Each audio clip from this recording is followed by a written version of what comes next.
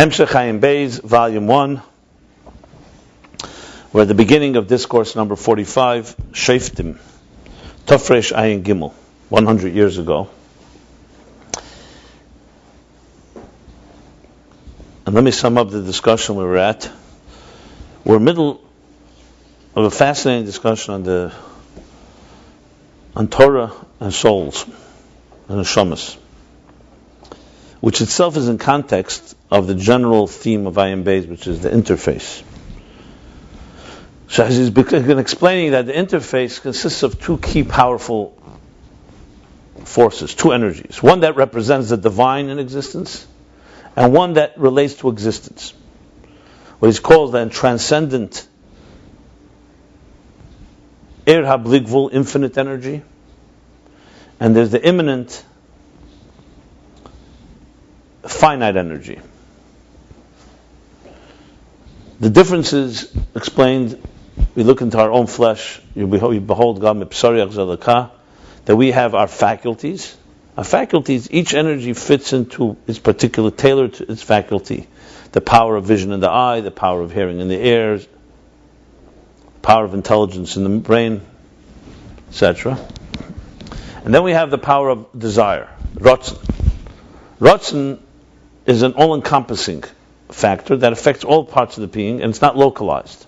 But it's a force that affects existence.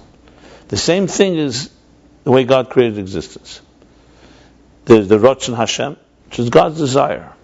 The desire for everything we see, everything that exists. That's an all-encompassing, more transcendent energy. It's not localized. It's not integrated. And then you have the particular energy that enters each part of existence. Daimim, the mineral world, is shaped a certain way. Shemeach, the vegetable world, the animal world, the human world.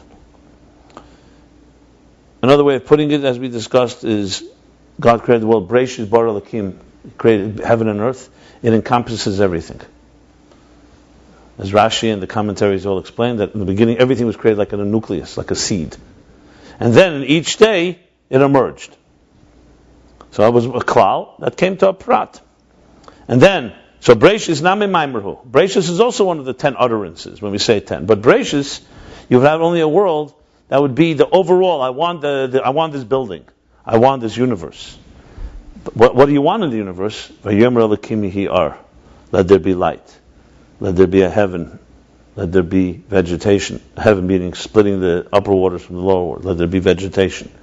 Let there be luminaries in the celestial bodies in the heavens. Let there be animals, fish, creatures. Let there be a human being. And each of them, as the Shai Yuchad Muna explains, that those 10 break into many more that create the diversity of existence. So every piece of existence is energized by a particular tailored energy. It's not just God said, I want a world and pop. He could have done it that way. But He wants the distinctions because that's part of the plan, is dir b'tachteinim. So now what we really need to have is a joining of these two extremes, and that's how it works. The finite energy speaks to each particular part of creation on its terms. The infinite energy is informing us, is like you can call the source code of what the source is like. And the goal is for these two to join. So the Ir HaBligvul creates bittul in existence. When we focus on that, we realize the awesome infinite power of the divine that's beyond us. When we focus on the Ir HaGvul, the immanent, we're focusing on energy that we can relate to. It also brings a bittul, but it's also one that fits your existence. So it's not complete nullification of existence, it's a permeating. And you want both. You want yichud and bittul, so to speak. You want to unify with the divine, but you also want to be beyond, the divine is beyond us. You want that beyond to become within, so to speak. So then, explaining that, he began to explain that's the difference between Ovis and Matan Torah. Historically, these two stages, that's how it worked. And frankly, this is how it works also in each of our personal lives. The Ovis, the patriarchs, they prepared the world and they expanded the pipelines to align existence with the divine. And then comes Matan Torah and it introduces a Yichud Chadash, a new energy, a new divine energy that comes from another place, beyond existence. So in a way, in our personal lives, we begin first educating our children to just be mentioned, to simply be aligned with what we were created to be. As they develop and are prepared, basically once the stage is set, then you can be prepared to receive things that are even beyond existence. But first, existence has to be aligned to so-called its source, and then it can receive dimensions that are even beyond existence within existence. Like the classic example of the Tzimtzum with the student. First, the student has to learn ABC. First, the teacher has to conceal the ABC on our terms. Once you learn Aleph Beis, then you can start learning ideas till you reach the point where the teacher understood, and even new things that the teacher himself did not never even revealed. So he explained that length of it. Then he went to Matan Torah, starts being about what is the role of Torah. And now we're in the middle of that. Torah, he says, is also part of the interface. Torah too has two sides. Even though Torah in general, compared to the energy within existence, is already a chiddush, but Torah itself also has the two parts. One part, Chitzeni Torah, the outer dimension of Torah. One is the inner dimension. And he explains this by understanding the difference with the story with David HaMelech. David was admonished, was punished for calling the Torah my song. Zmiros hayalichu kecha. Your laws, your rules, your Torah was my song. What's wrong with that? Because David was Meshabeach, he was praising the Torah based on its value to him. When the true nature of the Torah is that Shashrim Lefanov, it's God's delights. It's like Amen. It's God's. It's the nurturee, the nurtured one of God, nurtured by God. So he explains these two dimensions in Torah is the Torah as it relates to us, as David recognized, in order to somewhat calm, in order to console himself from his challenges. He realized the whole world is dependent on one dikduk, one detail of Torah. So what are my troubles worth? He realized that my troubles are not anything compared to the Torah. And also that the Torah, Zmira comes from the word also Lazamir, to uproot the weeds, that to cut off the supply lines of the klippas, which we discussed. I don't want to go into the details. But what David missed was that the Torah is much more than that. The main Torah is that it's God's delights. And then, to understand that, the Rebbe Rashab continued and started discussing what that means. Discussing that God looks into the Torah and creates the world. That the Torah is the interface. God is beyond existence. Looks into the Torah, where the blueprint that he created, a blueprint that speaks about existence, and then he creates existence. This blueprint is made up of two components. It reflects God's will. So it has the Eir HaBlikvul, that Hashashrim Lefanov, that's God's desires, God's delights.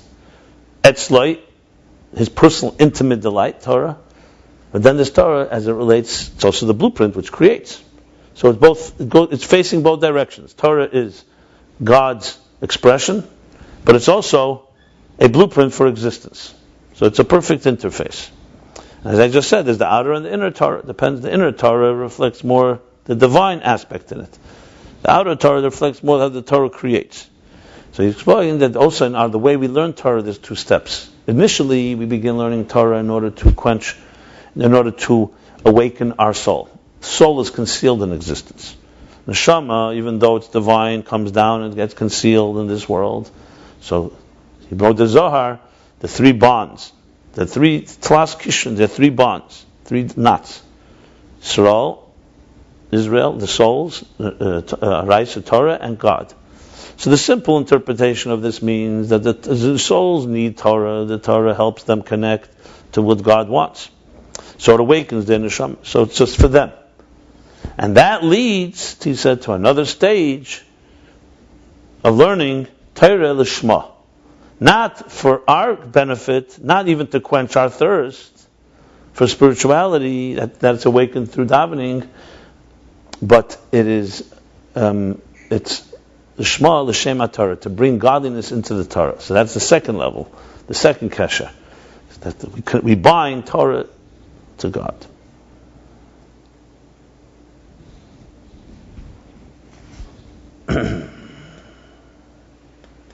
And then he explained that even though this is a kesha, that happens below. That's why it's called a kesha. Kesha means a bond. The bond implies that two things are separate and you bind them together.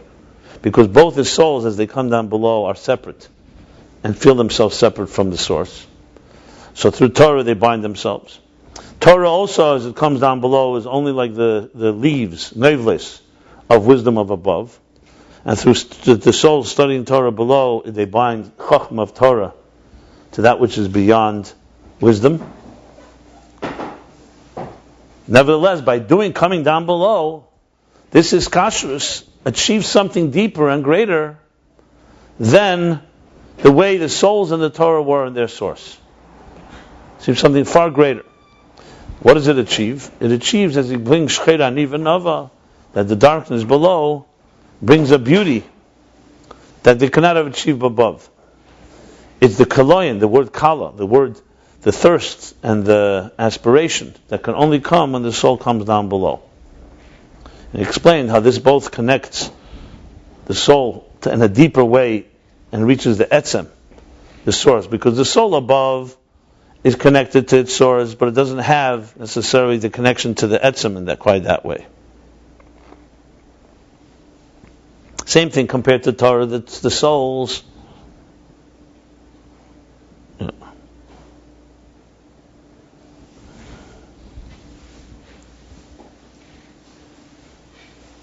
Both the love and awe are far deeper, as he explained, when it comes down below, because the love is deeper because of this passion. Kala is far deeper than sister, achesi. Achesi is a cool type of love. It's consistent, but it's cool, it's not passionate. Even Yira also, there's a bittul, Einay, there's the higher bittul that down below you realize that there's nothing but God.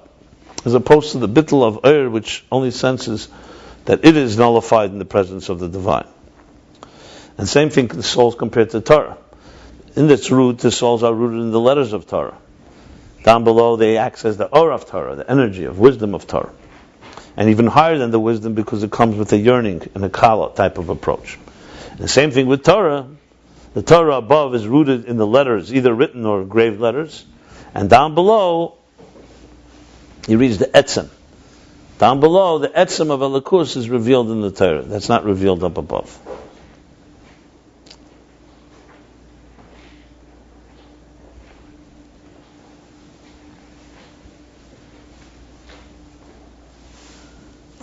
And now we continue on. Sheftim v'sheftim titn lecha, in discourse number 45, bottom of page 365. You shall appoint titn lecha. You shall appoint sheftim v'sheftim, judges and law enforcers. Tzedek tirdiv.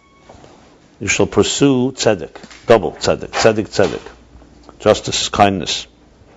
Leman tichye v'yarashta. In order for you to live, v'yarashta, and for you to inherit. But tzarech lav mavi and based upon tzedek, we have to understand what is this double tzedek. She'emet tzedek tirdiv. You shall pursue tzedek twice. What's wrong with saying once? V'ach kachemer gamkein beis inyanim leman tichye v'yarashta. And afterwards, Yosef says, in order for you to live and inherit. What are the two things? Umashmoise inyan, who and it appears. It appears from this context, shall they base upon tzedek, through these two times of tzedek, you'll have the tichya and the yarashta, the living and the inheritance. What are these? We have to understand what are these two things. And that happens, and this comes through the double tzedek. Tzedek is sometimes justice. Tzedek can be from the word tzedakah, kindness, justice.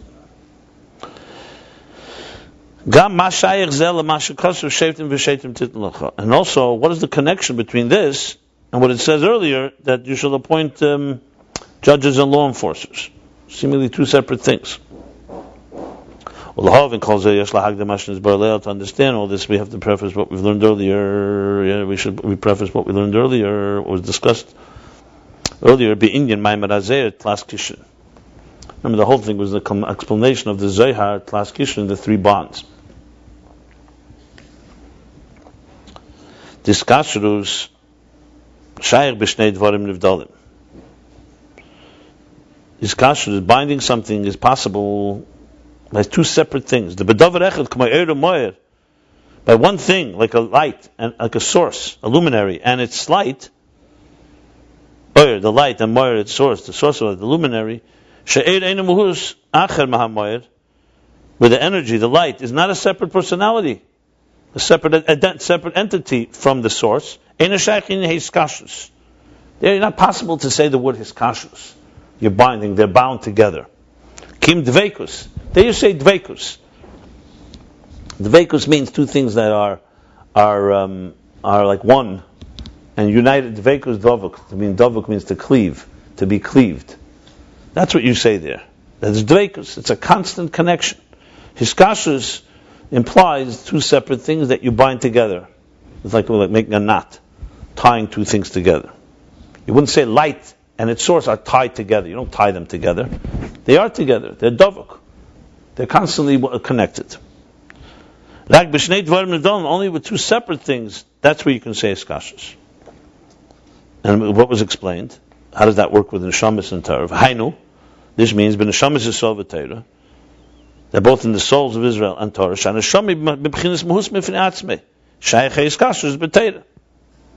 That the soul, being a separate identity, a separate personality, as it comes below, there you can say it binds itself and connects itself b'Torah and Torah. And the same thing you can say Torah compared to Kodesh Baruch Hu. Why? There's the naveless chachma shel ma'ala Torah. Because the Torah, as it descends below, is not just like light and its source. It's called naveless, the leaves or the like fallings, the droppings of wisdom above our Torah. So Torah is a drop. When something drops off a tree, a leaf off a tree or a fruit off a tree, it's no longer bound there. So though it still retains its divine personality, but there's a disconnect, so to speak, to some extent. As he said, disconnect is that Torah is chachma, wisdom, and the Torah in its source is God, is beyond wisdom. So the point is that Torah below can become trapped in the world of wisdom, where you can study it, let's say, just an academic way. It's wisdom. We have to connect it to the Noisen Torah, to connect it to the giver of Torah, which that requires a particular action. So that's why Shaykhin Hiskashus. So Torah compared to God, that's where you can say the word Hiskashus. Thus explaining the Zohar's term Klas Kishrin. The emphasis that why even that one, that little, called the three bonds, three knots. From his boy, and was explained to be Hiskashus, she has bezeh yisrael ma'al legabay sakedemus. Furthermore, it was explained that through connecting something below, it has an advantage even compared to the unity that was there preceding before it descended. Souls above are connected to Torah, as we know that each soul is connected to a letter in the Torah. However, there it's just connected to the letters of Torah. Think of it like fruits on a tree. Every soul is connected to its letter in Torah. Ulamata, and below, where the soul ostensibly gets disconnected. Or let's put it this way, on a conscious level, the soul is not aware of its connection. When the soul below learns Torah, the connection to Torah is with Chachma Shabbatayr, not just the letter. The wisdom within the letters. And even further more. And even more than the wisdom, the Er Chodesh, the new energy, that's drawn down from the core Ein Sof, from Atzmus Ein Sof in Torah. Which, as he said, comes from the Kala part, from the yearning. So by learning Torah with that passion that only below you have, you draw down this new energy.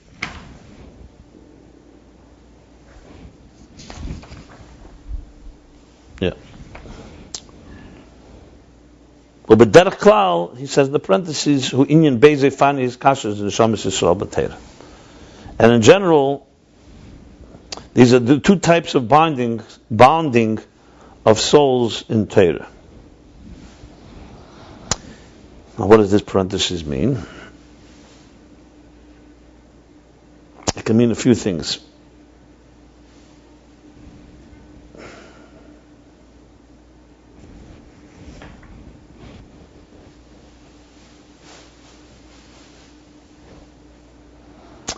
But Pashtus, most apparent, seemingly what it means is what he was saying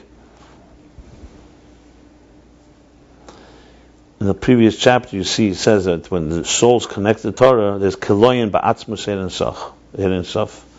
There's a kiloyin, there's a being dissolved in, because like a kala, the yearning, the thirst. So it gets absorbed in the divine. That's one aspect in the hiskashrus. And the second is the Gili Er Chodesh HaBetera. That's what apparently is referring to the two things. But I'm not positive, because you could also say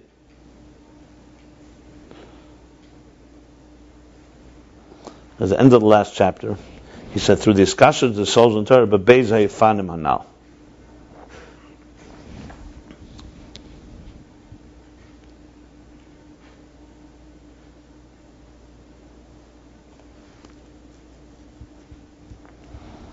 And the two Ifanim of Iskashus he spoke was one where you do it for your purposes, which is your benefit.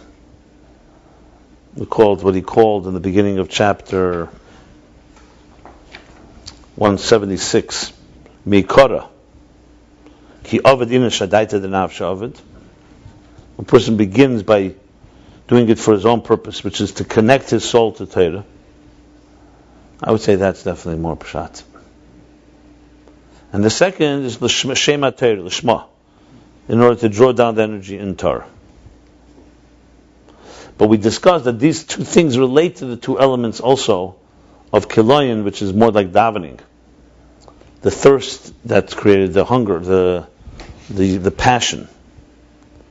Because when he speaks about the learning Torah, he also says that when it's through Hakdamas Aved B'chinas Kala, Mamshichim Er Chadash.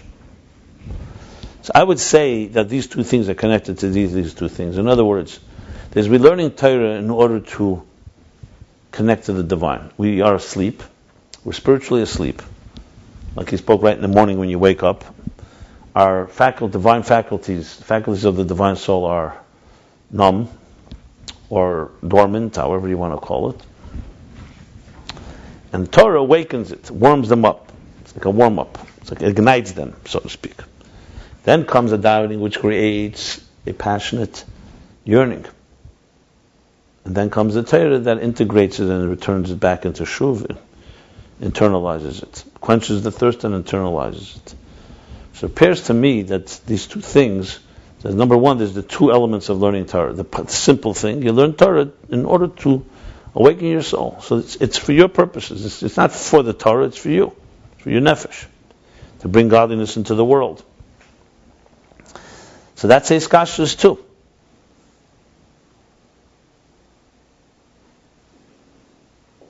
Yeah. That's also connection. That's also binding yourself to Torah. It's also part of the bind. And he even called it, he said that's the Pirush HaPoshet in Iskashra. Simple interpretation that Israel binds itself to Torah, through that they bind themselves to God. And then there's a deeper interpretation that you're binding yourself to Torah in order to bring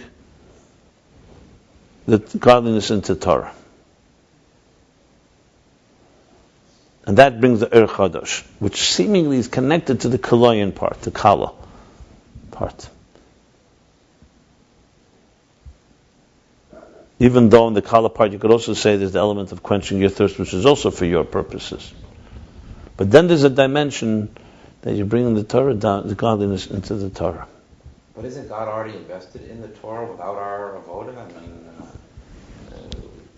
that's the first step. God looks into the Torah, he connects himself to Torah, and then Torah takes a further step to connect down to this action, you said, implementation. But the Torah itself, like he says in Tanya, the Torah itself comes down. Once it comes down below, it, as I said, can be easily disconnected from its source. Not like a soul, because you can learn Torah like we learn mathematics, lahavdil, and forget there's this giver of Torah. But the emes is still... The emes of soul is also the emes. We're talking about revealing it. Oh, revealing. The emes, everything by emes is connected. Even the world is connected. The whole purpose is consciousness. I thought smoking, learning Torah as an intellectual exercise. Yeah. No, but I thought the thing here is there's like a switch. Well, by us learning it, it was a proper kabbalah or whatever, to bind ourselves, we turn a switch that God then flows into the Torah up there. With the switch or without the switch. Where They're right. That's exactly correct what you just said. And that does something for us and does something for the Torah too. and without us learning it, If we have Simchas Torah, we dance. Why does the Torah need us to dance with the Torah? You're elevating the Torah. Remember, the Torah is God's wisdom. He said clearly, wisdom could also not be completely connected to the source that's beyond wisdom. what is that in Rosh Hashanah on the first line, top line? Ches Shin Mem Ayin. Chachma Shal Ma'ala.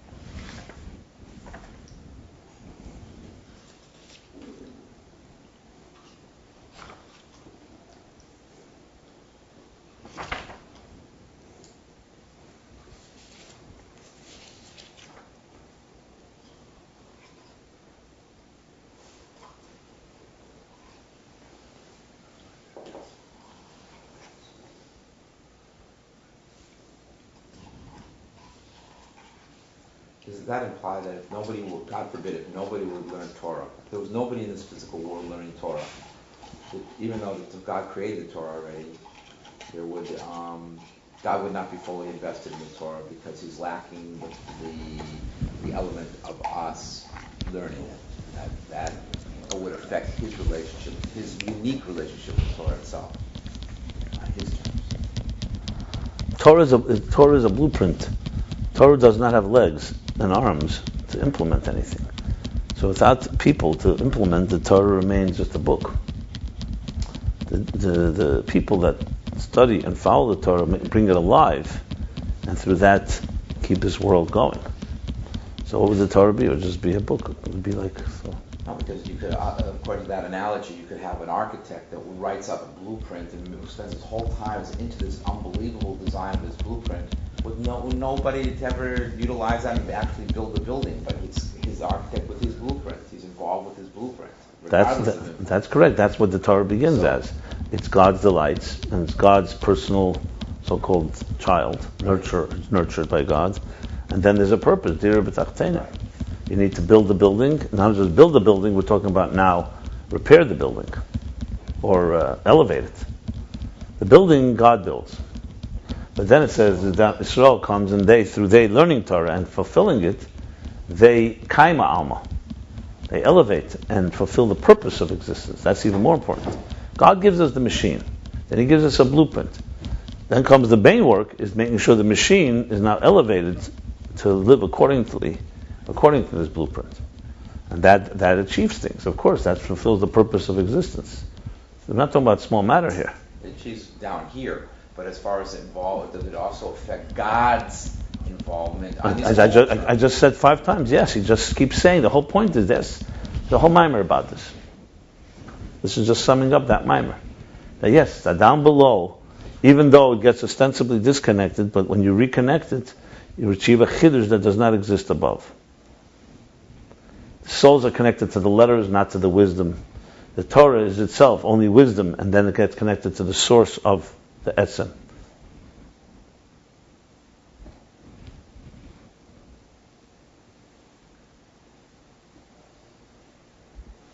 So it says, "Ha'atzmus ein sof b'Torah," not just the chochmah. V'chein b'Torah shedavka yidei yidasa lamata. Here we go. And the same thing. That's about the souls. So the souls get connected in these 2 ways. You have to say those are the 2 forms of hiskashus. It's interesting. He says it right after. He's mamshich atzmus ein sof, and then he says parenthetically that's the 2 ways. Correct. The Lord is talking about the 2 higher levels of learning and not connected or not. So that's the 2 ways that one binds himself to Torah. You could bind yourself to Torah for your needs, or you bind yourself to Torah for the Torah's need. Both of them Hashem Torah. Every 30 years. They're not both L'Shem Torah. One is not L'Shem Torah. One is L'Shem your soul. 2 separate levels. One is Adaita de Nafsha. That's before davening. After davening. That's just when they play themselves out. But it's two ways of studying Torah. You can study Torah after davening also for yourself. Yeah, people do that all the time. I seem to be calling the even the when Rabbis not Simon Nasha seem to also be calling out the Shem Torah. No, it's not true. He says it's not L'Shem Torah, it's L'Shem Atzmi. He says it beferish. Why don't you go back? I don't see it. You'll show me where it says not L'Shem. Yeah, it's specifically. He says it. It's I didn't see that. L'Hoyer Nafshe. He says. Horror Nashi. Nevertheless, in the Kitzur, No, there's no kids. He never says contradicts that. he says after Tefillah, when the Torah Shmor. You ask me where it says. It says right here. Look at page 360. What time? The whole section. Yeah, I read it all. It doesn't say anything about me. It says, it seems to be saying that in comparison to the second level. She'ein zela.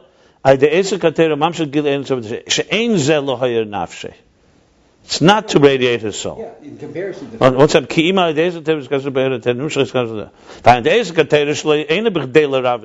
it's not in order to quench his thirst. Yeah.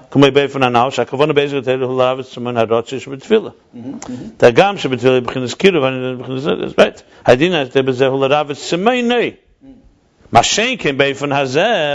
In contrast, this way, nevertheless, it's as clear as it gets. okay, nevertheless, it seems that it's drawing a line between two dark and Torah. Before davening, the Zayt Nafshe. After davening, This is also a Daita de Nafshe. yes, after davening, okay. After davening, it seems that there's two darkers in the Shmo. No. Two dargis in. No, absolutely wrong. And I'm just telling you straight for that. Don't say that unless you have no basis. You just said the opposite. I'm going to say here, I'm going to bring a proof. It says the fifth line that gets here. After Tefillah, you limit the Torah with Shmo, Shemamshi, going to be Torah, and this Kasher, this Yachid, this Chachshus, this Kasher, the Torah, Al Tefillah, Tefillah, Ein, Behin, Gil, Behin, Shachshus, Kim, the Torah, Shachshus. It's a separate issue. That's called maybe Shmo. That's a separate issue completely. That's a separate. But that's our Tzimah. No, anyway, no, you're wrong. You're just absolutely wrong. You're not reading it right. The Kitzur is exactly what it says inside. I don't know where you're getting what you're saying. You're reading your own interpretation. You're not reading what it says here. He says clearly that after davening you also have a learning a Torah that's only to quench the thirst, which is for you. That means a daita de nafshe, I would tell you. And then there's one that's completely for learning Torah just for itself. Learn the Kitzur. The Kitzur is exactly what it says inside. There's no difference. I don't see it, but okay. I don't see it at all. No, you show me something here that says that quenching your thirst is l'shma. Where does it say that? Show me where it's not. I just showed you. He just said mashenkein. It doesn't say. All it is. Okay. Anyway, Okay. you could. I'm telling you what my position is, and I say it adamantly. I don't even have a doubt about this.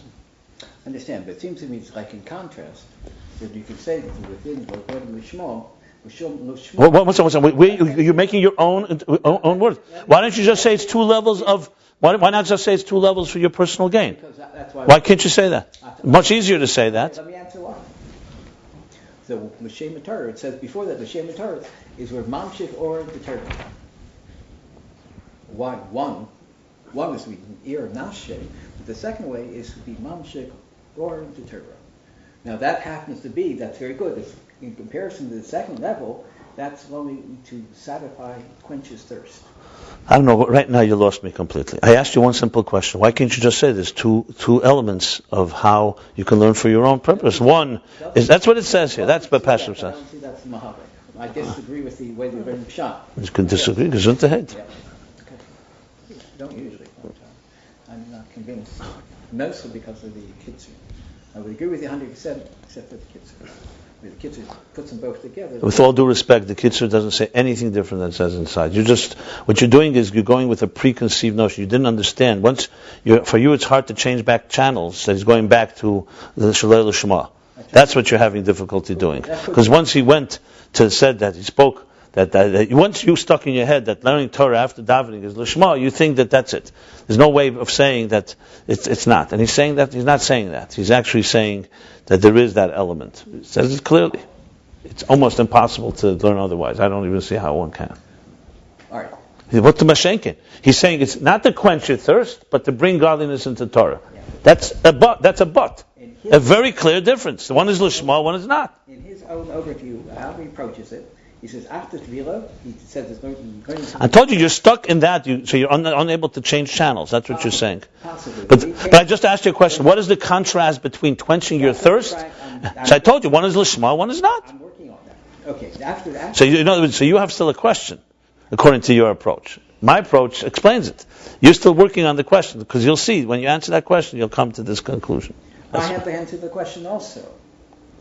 The answer to the question... There's no question by me. The answer to the question is that, in Darga, you can be a normal human being who's going to Shmo, and that happens to include that part of learning that your mom should learn the Torah, but you're not past Madrega, where it's for your own personal need.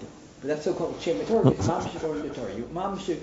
You're not mamshech to Torah. You're quenching thirst. That's all you're doing. He says your mom should go into Torah. No, he says you're quenching thirst. He says mashenkin, you're not mom. He says mashenkin. He keeps saying it's not. And the Kitzur says it again, by the way. Anyway, read it on your own. Do me a favor. Read it on your own, and you address it. So read it again. Sometimes read another 5 times. Sometimes you need to do that. You see clearly, I'm standing by what I'm saying. I don't see any basis of what you're saying. And then afterwards in the kitchen... As a matter of fact, the more you say it, the more I realize how wrong it is. Okay. Afterwards in the kitchen, then he says, Gam Yishmar Shakivu Tefillah Hibel Akusa. You're saying, you're reading what you're reading. You're not reading what it says in this mimer.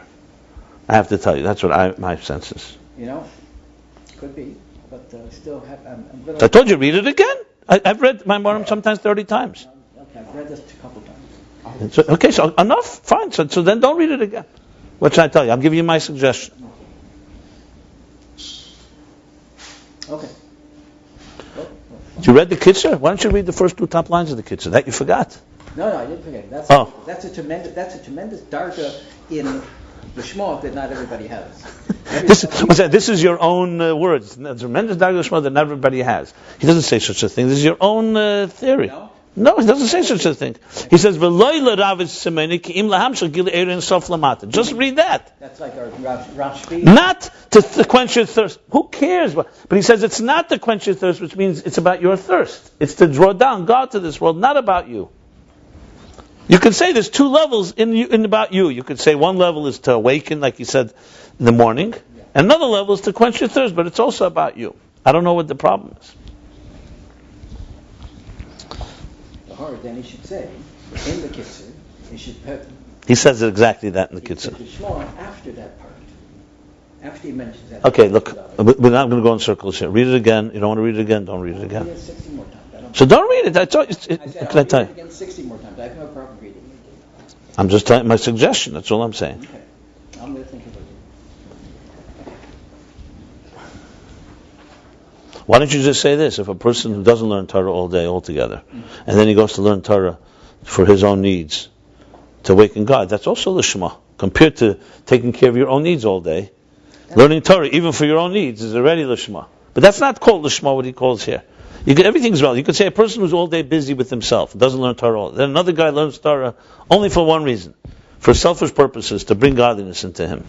Compared to someone who's not learning Torah, they could also call that Lishma, if you want to have a relativity theory. Yeah, that's what I was wondering if he wasn't referring to that kind of idea. Okay, but then any learning Torah, even if it's completely, even the morning Torah, even the one before davening, is also relative to not learning Torah. You can call it Lishma, but that's not what he calls Lishma. I understand, and that's why I thought he made a difference between if I did not shave, just to wake himself up. He was more his nefesh and neshama. But he's making also a distinction between quenching your thirst and that. So there's also there if you want the relativity, there's also.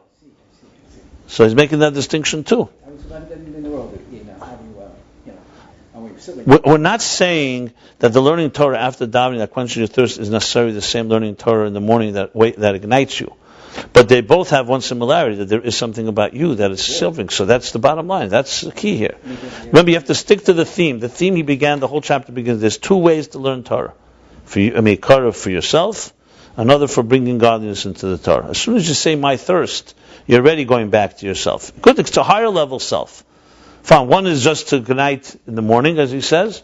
Another is to, I gave the example that, first of all, you warm up, you stretch in the morning, then you exercise, that's davening. You stretch is the learning before davening, then you exercise is davening, then you cool off and get back the energy into Torah which has two stages too. One is to quench the thirst that happened during your exercise, and then finally settle in where your day begins and you've internalized that divine dimension.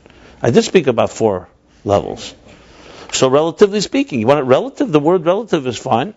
You can just use the word relative. The Shema has relative stages. Yeah, and I've seen absolute. I know there's a difference, but I wonder what you could call it.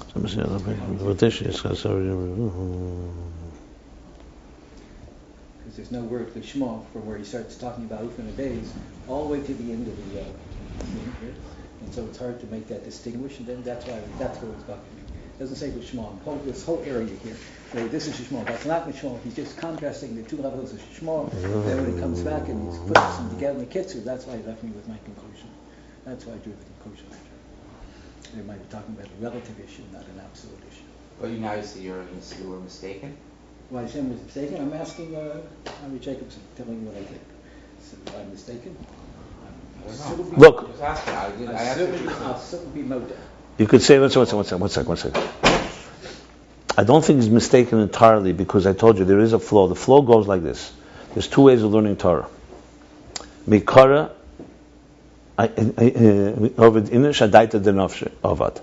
when a person begins, he does it adaita denafshe. What's in it for me? Not even a bad thing. You wake up in the morning. You're just a new day. Your divine soul is not yet alive and kicking. You want to get yourself, you're living in Gashmizdika world. The soul is concealed in this physical world. If you don't do anything in the morning, God forbid, you immerse yourself right into the material world, you'll be overcome by it. So you want to kickstart. Reboot. Jumpstart. Right. So what you do is learn Torah. What does Torah do? He says, it's Makasha to Torah. The goal is to ignite your spark plugs. Right? To reignite. So you start learning, awakens you, think about God, think about these levels. This is Adaita Denafsha. It's not about the Torah, it's about you. Okay. This then leads to davening. So this is what I'm saying is very, very clear right in the beginning. I'm just summing up that chapter. This leads to davening. Let me just see a second.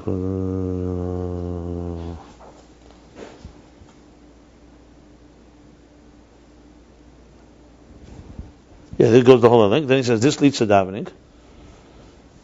I just want to see the exact language. What happens by davening? It's like you wake up in the morning when you're asleep and then you awake. And you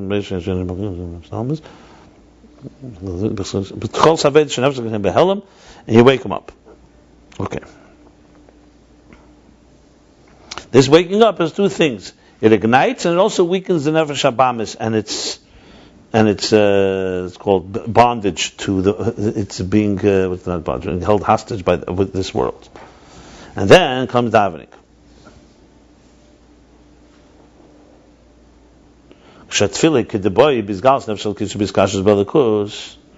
And when davening is proper, and you start you start not just ignite. Now the nefesh, the soul is coming alive in its connection to God through davening, because you've already jump started, right? So now it's really the car is driving. You're running. You're exercising your divine faculties. You're running. Then he says, then the learning of Torah after davening is binding your soul to the Torah, the wisdom and desire of God, and you're drawing down all the cushion Torah. So it's not like what it was when you warmed yourself up, when you ignited yourself in the morning, the jump start. That was more to get you going. Now that you're alive and your soul's alive, now you're giving back the Torah. Before you were taking the Torah was like your fuel. Now you're giving fuel to the Torah, basically. You bring it in. So that's the original discussion. That means that the study of Torah after davening is not in order to illuminate your soul. That's what he says. V'hafto brings v'haya dvarim eila, etc., etc. Then he asks a question. So you stop there. If you stop here, you basically have two levels of Torah. One is Esek Torah to get you going. The other is what you give back, and you bring mamshech godliness into Torah. That's up till here. Then he asks a question.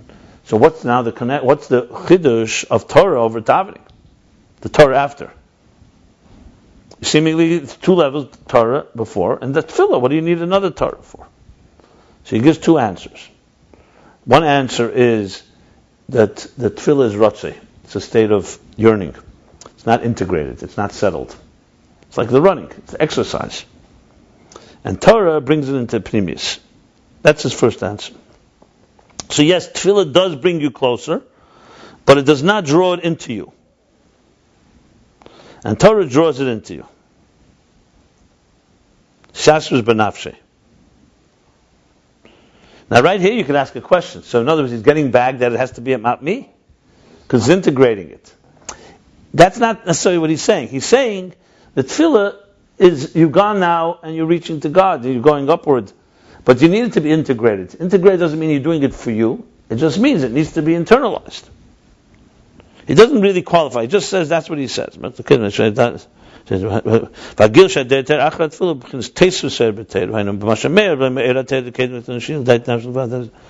then he qualifies, says the learning Torah before davening, that's only a reflection.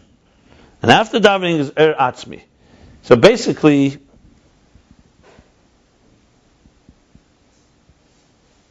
so even though the tefillah prayer is what came through prayer, but in the prayer it's not a gili adayin, but a gili hu b'teira. That's the first explanation. The second explanation is that the kiruv, through the closeness through tefillah, is only the godliness that relates to existence, that which you can come to on your own through your contemplations. And Torah introduces the error, an energy that's beyond existence. So in other words, the two explanations basically is, one is the Torah is integrated and be revealed. With tefillah, it's like it's still in a state of ratzeh and yearning. And the second is that the Torah brings down a whole new level. This is the two things that he explains. Now, right now, when you stop right here, you could just say, okay, fine. So now we understand what the Torah after davening does compared to the Torah, compares to tefillah, to prayer. But then he goes on, and that's where it gets more complicated. So then he says, after he finishes this, that the bittul is also deeper than that. Then he goes, when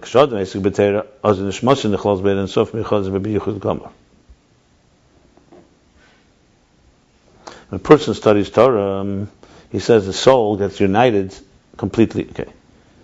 And that's why, to the learning of Torah, you bring down Ein Sof in Torah. Then he says, She'ein ze lo hayir nafshi.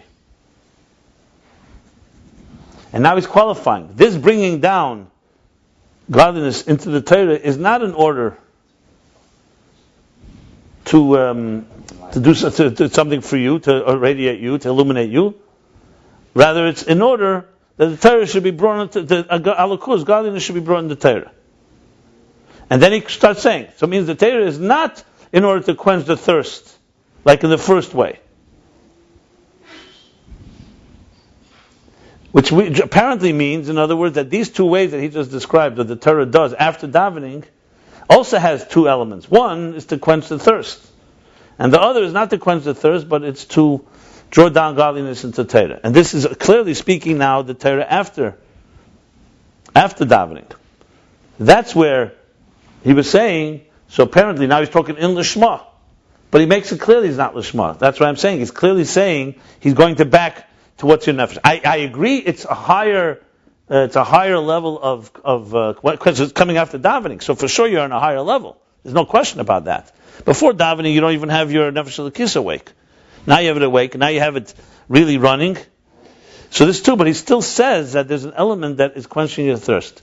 So it seems from this that the first interpretation, what Torah does, that Tefillah doesn't have, still has an element of personal gain, because it's quenching that thirst. That's a thirst, and it's bringing it into you. So it has subtly. In other words, you could basically say there's two levels of Shalei Lishma, so to speak. One is more subtle than the other. First is the morning. You start learning Torah compared to later where you're learning to bring God. And then even the Tefillah, Torah after davening, this is what I think I explained when we learned this. There's also the two elements. There's one element that it's to quench the thirst, so it's not mamish completely to bring Elikus into it. And there's the second element, you're bringing a whole new level of the divine in. And that's still low lishma, that last level. Now the last one I just said, that's Lishma. Then you bring it's Elikus into the Torah. It's only for that purpose. It's not to quench your thirst. Is that what you hold by that? I'm asking a question. I'm following the discussion. I'm listening. By the way, if you skip the It's for sure levels. They're all levels. They're not the same. I didn't say level 3 is like level 1. I understand. But in level 3 compared to level 4 is Shalei Lishma. It doesn't say those words Shalei Lishma, correct? But he says Lahayr Nafshe, Mashenkin, that's Gilei Elikus. It's as close as it gets to it. It means it's... We got to the Kitzur. The Kitzur did what it did. I said to myself, what's his intention? Okay, no, and the Kitzur doesn't change anything. The Kitzur is just summarizing this. It's just concentrated, that's all. But he structures it. He structures it the same way. It's the same thing. If you skip the first level, Are you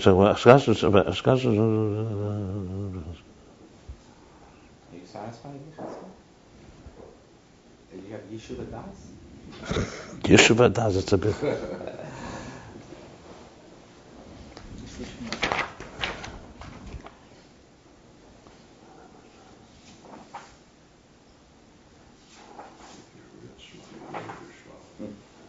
so you don't understand the word of it anyway. But then you realize you're a shmo, you learn it was shmo, because you don't understand the word of it anyway. So that's the shmo. Yeah. As I learn it again, for sure this is the pshat. And this actually probably, now I'm thinking with this parentheses is clarified, the end of chapter, having the problem with that parentheses, 178. So what does he say there? He says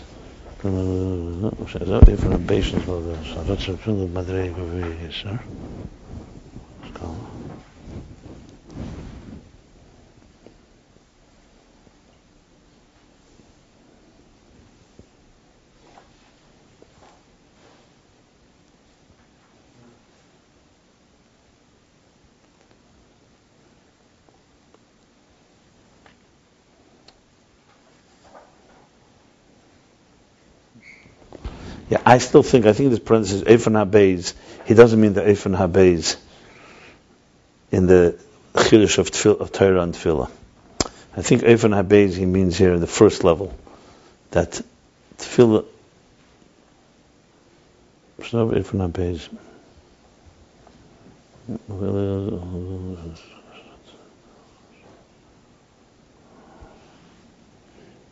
Kolskin, I'm sure it's Kolskin.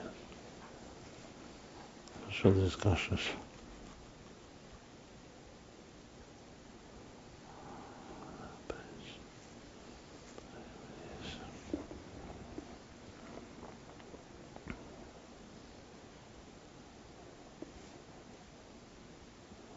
It means it's Ratzeh, so it's connecting to God.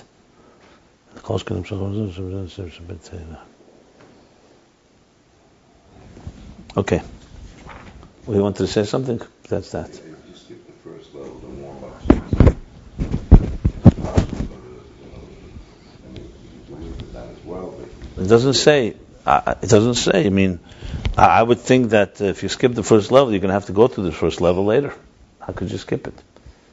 If your soul is not alive, it's going to have to get awake some point. and maybe even the first part of It's not magic buttons here. davening has the shnayos, as he said. Well, let's put it this way: if you don't learn Chassidus before davening, yeah, that's Bapashas. I mean, he's talking about Messiah, or if you learn Nigla in a way that awakens your nefesh is great. But if you don't learn, then your davening is going to be on the most basic level, even as it is. Look what I was on. Most people, it's called lip service. There's that lip service minion. Yeah. There's a new shul called lip service. If you're real shmo, you learn the shmo. Kehillas lip service. Kehillah Kedusha. What do you think about that? Huh? Why don't you call a spade, right? What is the precise type of the Mikara Adaiti? Mikar in the beginning, initially. Initially, Adaiti. Adaited the nafsh means for the benefit of adaited, for the purpose of your nefesh. For the purpose. Personal gain. for your nefesh. To person the nefesh. It's like we say la'elim yasik adam b'ter mitzvah shalel shma m'tech shalel shma bal shma. So similar idea. The first you do it shalel shma, which means not for the Torah's sake, the Shema Torah. You're doing it for your sake. It's two words go together. You can't say adaita alone. Adaita de nafshe, you say. Adaita de nafshe means someone's doing it for his own. The root there is knowledge, right? For the benefit of it. Adaita de nafshe. It's like if you sent me, you hired me to represent you, I would be doing adaita to you. That's what it means. I'm doing it as your agent. Adaita means like an agent of. The kavon adaita means, and the das of, like aldas. Aldas. That's what adaita means. Aldas of your nefesh. For the sake of. Sake of, okay. So I would think that it all begins, listen, it's like a takeoff. If you start properly, you climb. If you didn't start properly, you're going to have to climb at some point anyway. You can't just, we're not talking about tshuva or, unusual circumstances where something propels you to another dimension unnaturally. Unnaturally meaning not the conventional way. We're not discussing that. We're talking about the regular routine of things, regular scheme of things. Every day you wake up and you need to ignite. You live in a material world and you need to constantly awake your soul. So that's the seder. If someone skips the early steps, can they jump? It seems to be a lot harder. I don't know, it doesn't spell it out. But regardless, I would say your davening is going to be lower, and then the davening, learning after davening will be lower. Everything's going to be lower because you never really, you just began later. That's how I think. I see it. If a person really absorbs this approach, they just have to, this is the routine.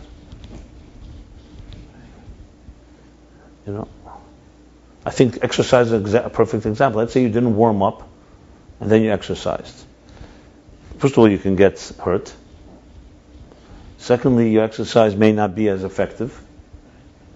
So the approach of a warm-up, igniting, getting yourself going, then exercising, really running fast, and then cooling down, and getting your strength back. And then, now your whole day is empowered. That's the final step of learning Torah. Then you're really immersed in the divine.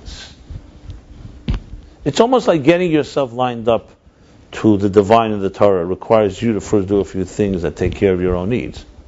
If you're not going to eat, like the Tzemach Tzedek said to the Rebbetzin, said, better to daven in order to eat than to eat in order to daven. Another way.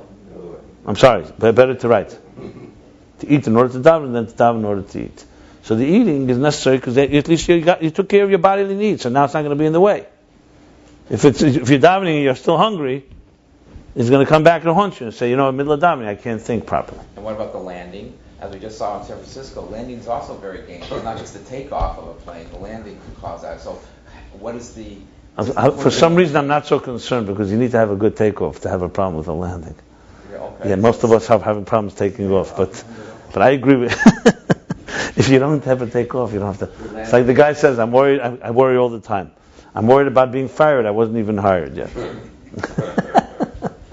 And the point the point is, of course, Ratzeh and Shuv. Listen, we have the problem, the people that Rabbi Avraham HaMalach, those that needed the bagel and butter, that they have close enough, they need the grounding. Look, the three that were the Pardes. But for the average person, he's not worried about that. What the average person is worried about, the landing has to be that now that he's done his chassidus before davening, then he's davening. Now he learned a little after. He learned that it brought God into the Torah. It's awesome. The Yushib in it. Then there's going on to the world, I guess, would be the dangerous part, is how would you take that and go out to the world? No, but he doesn't go to the world. He talks about Torah after davening, meaning he doesn't even talk about people going to work. He doesn't get to. I mentioned that, but I'll tell you what. After the davening, let's see what davening really inspired you. So you have to cool that down. Not cool it down, in a negative way. You have to integrate it. That's what he calls l'ravish tzemainai. Because the tefillah is still in a state of restlessness. You're yearning, you're searching. Torah is gili. That's what he says. Those are the key words. It's gili, it brings it into... So now you've gotten that. So let's say that 10 minutes of learning after davening, so-called quenches the thirst that davening created. Then begins a new learning. Now you're learning, you're all alive. and you're integrated and settled, and you're learning now to bring Elokus into Torah. That's the fourth level that he describes here. That's where the shame, you're being connecting Kuchabrichu with Araisa, with Torah. Work, if you go afterwards to work, then your work is B'chol Derech HaChadei. You're taking everything you just experienced, and now you're refining the world with it. He doesn't mention this level, but that would be the next natural stage. But now you're in a heightened state of consciousness. You're no longer going to work like a regular person. You're going to work with a person whose soul knows why it's here. So every step in the way in work is not about me. It's about how do I bring godliness into the world. That's what he said. Yeah, actually he does say, Mischasedim Kene. Ezru Chasid, Mischasedim Kene. Yeah. So then your work is simply now a platform to express what the divine. You're in a divine state now. Understand? That's what the tefillah, the Torah did. That's how I would explain it. And rest assured, even this fourth level, I'm sure, depending on whom, has different levels of Lishma, Shalei, Lishma. Even the fourth level where you bring the Lakus into Torah, you could also say you're doing it because you want it. It's because you have pleasure in that. Like we spoke, there's the Taina God, and you can do it because you get pleasure, because it's the pleasure of the king. Or complete bittul. So there's always levels of Lishma. This is all about the interface. Remember, there's nothing wrong. The whole purpose of existence begins with us having to relate to it. God does not want to annihilate us. Annihilation is not the function. L'sheves yitzar, it's to build a world, not to destroy it. But then we want to have a relationship with God on God's terms. So this is exactly what we're learning in Avodah here is exactly the whole idea in Haskalah that he's talking about Er HaBligvul, the 10 hidden spheres, and the spheres as they come below. If you want the 10 hidden spheres, that's how God sees existence. If you want to see it on our level, you have to go down to the spheres as they are down here. I explained this. This is the interface at work. Just he's talking now in Aveda, so it's like it's a beautiful picture. It's the same ideas, but he's now talking about it, how we implement it. Yeah. So look, on more general terms, if you remember, we spoke when you meditate. Let's say you're benching on the food that you just ate. You make a blessing. Or you're thanking God every day for Moedani, whatever. You're thanking God for the Bichas Ananin, right? The brachas we say. For giving us Seichel, and for giving us this, for giving us all these different blessings. Then you're relating to God as far as what it does for you. So if you're a mensch, and you realize you're breathing like a healthy human being, you don't have to struggle. You don't take for granted your blessings. You're thanking God. That's God on your terms. I'm not going to call it selfish. Selfish is a person who doesn't think about God altogether. That's real selfish. But even that level, relative to thinking what's good for God, I wouldn't call it selfish. It's adaita denafshi. It's how it relates to you. You can't begin any other way. That's why the Torah says, Le'elam yasakadim b'Torah mitzvah shalei l'shma. Why does it say Le'elam yasakadim? Le'elam means that's always the way to go. There's only one way to go. You have to begin for ulterior motive. Why does it say that? Why not begin with unknown? Because that's how we're wired that way. God made us subjective creatures, Adam Kar, that you should feel your pain before you feel another's. You should feel your needs. There's even halachas about it. If you have enough water only for one person, you're in the desert, and you control the water, you have to drink it yourself. Not because you're selfish, because the Torah says you have to take care of your needs. I'm not talking about now a teacher, a rav, or so on. Yeah. We're talking about certain circumstances. And the question halacha asks, are you allowed to forego yourself? The Torah says you have to take care of yourself, but maybe you can, and there's a shot, some say you're not allowed to, because then you're killing yourself for helping someone else, who says that's not pekuach nefesh. Pekuach nefesh is you have to take care of your nefesh first. I'm not talking about, most of us will drink the water ourselves for other reasons, because, for purpose. But the Torah said, because God made it that way, that He wants an existence where there's a personal element to it. He wants us to be integrated in our lives, and therefore self-interest is not a bad thing. It's a bad thing if it controls your life. So that's why the Torah begins that way. We educate our children. We don't say Torah is emes, that's why I learn it. I'll buy you ice cream. I'll give you a reward. The question is, isn't that a lie? Why don't you just tell them this is what God wants? Because for a child, understanding what God wants, like when they smeared honey and sugar on pages, you could say, what do you mean? It's sweet? But for a child, spiritual sweetness and physical sweetness is nishtalshel from spiritual sweetness. So when you give a child sweet, the Rebbe explains this with the story with the Frierdiker Rebbe, Erev Pesach, they found candies in his pocket. As he said, when they took him to Cheder, they told him Malach Mochal threw him these candies. He didn't want to eat them. So the Rebbe asked a question on the custom of the saying that. What do you mean Malach Mochal? Everyone knows the parents are throwing the candies. What Malach Mochal? The child will grow older, he'll find out you lied to him. That's chinuch. To tell the child something that's not true. There's a whole sikh, a beautiful sikh. The Rebbe asks us the same questions about chinuch in general. The Rambam says when you teach children, chanechel na al pi darkei, you give them a reward, incentives, it will take you on a trip. Everyone does this. Not just, we don't do it because we're weak. Al pi teda, that's the way it's supposed to be done. Chedus, al taras ha-kedush is the way it was done. That's how you teach children. Al pi darkei. So again, one day will grow up and they'll say, that was not for the reward, you lied to me. You deceived me, you manipulated me.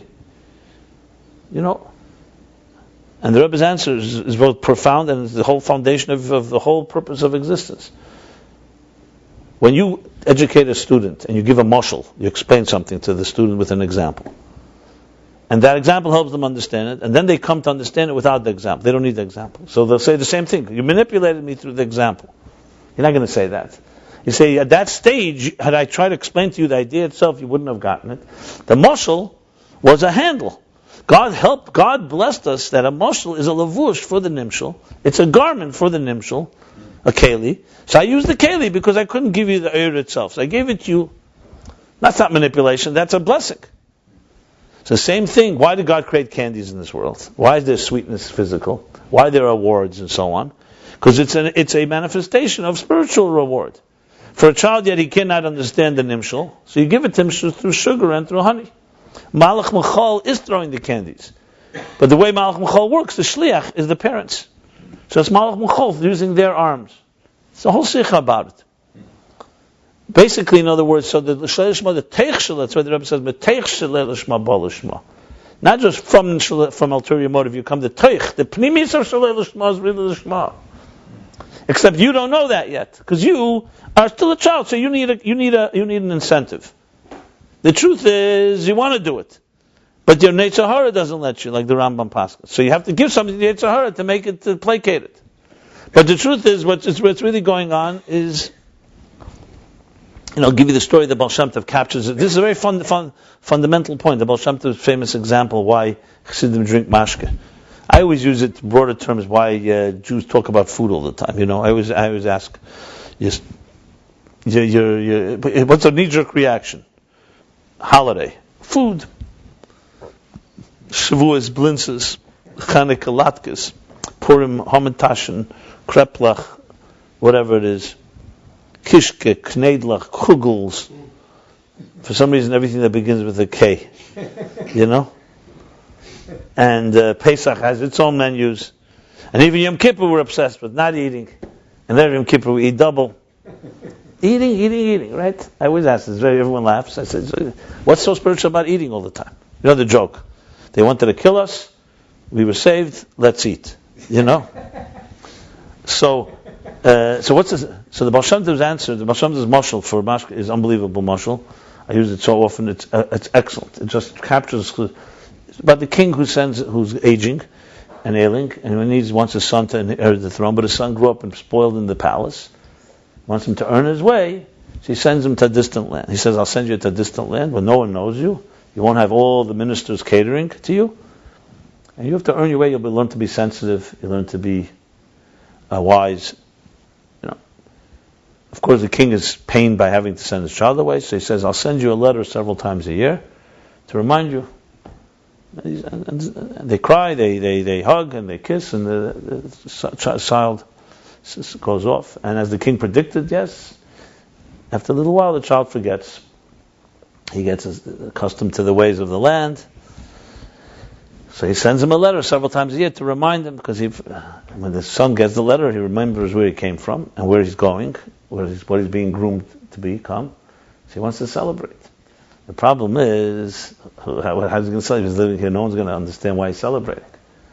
He's going to tell people, but I'm the king's son, I'm going to be your king one day. They'll think he's either crazy or they'll be offended. So he says, you know what? A party time. He throws a party. I mean, this is the way I tell it. It's a little embellished, but the Baal Shem Tov is mashal.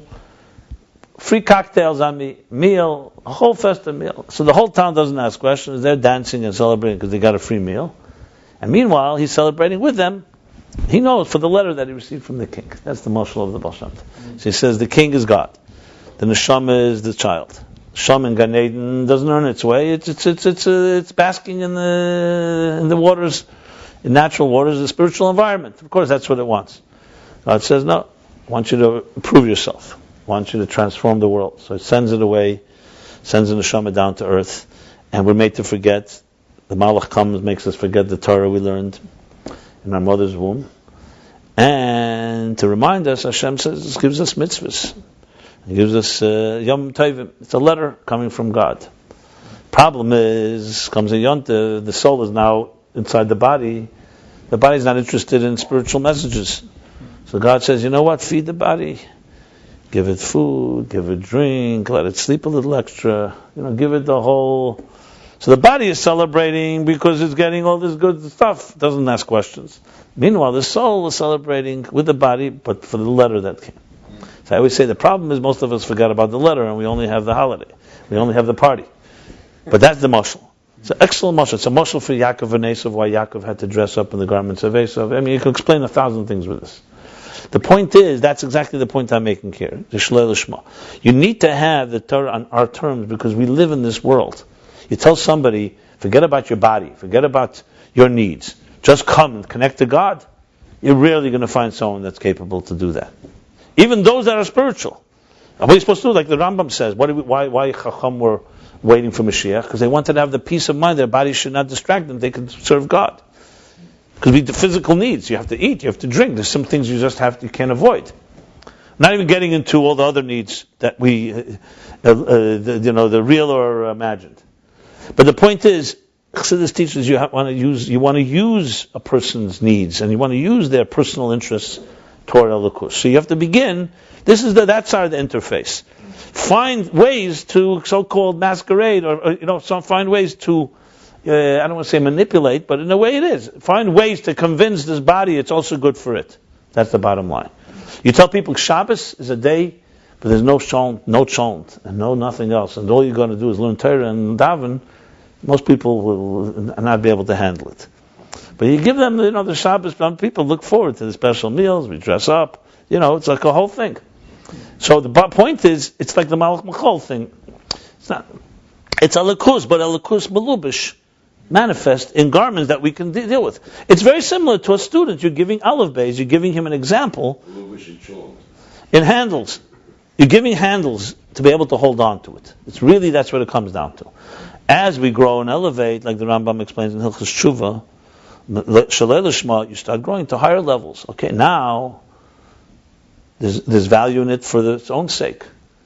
But it's not 1-2 levels. It could be 1,000 levels, because you could still be doing it for a little more for you, a little less for you. It grows until you come to the highest point where the Rambam says in Hilchos Tshuva, Perek Yud, that only Avram had this. Avram was called Avram Oyavi. God is the only one that God called my beloved Avram. And he says there because Avram Eisa Se'emes Mipnei Shu Emes. He didn't do Aveda not for Elam Haza, not even for Elam Haba, because Elam Haba is also Leil Shema.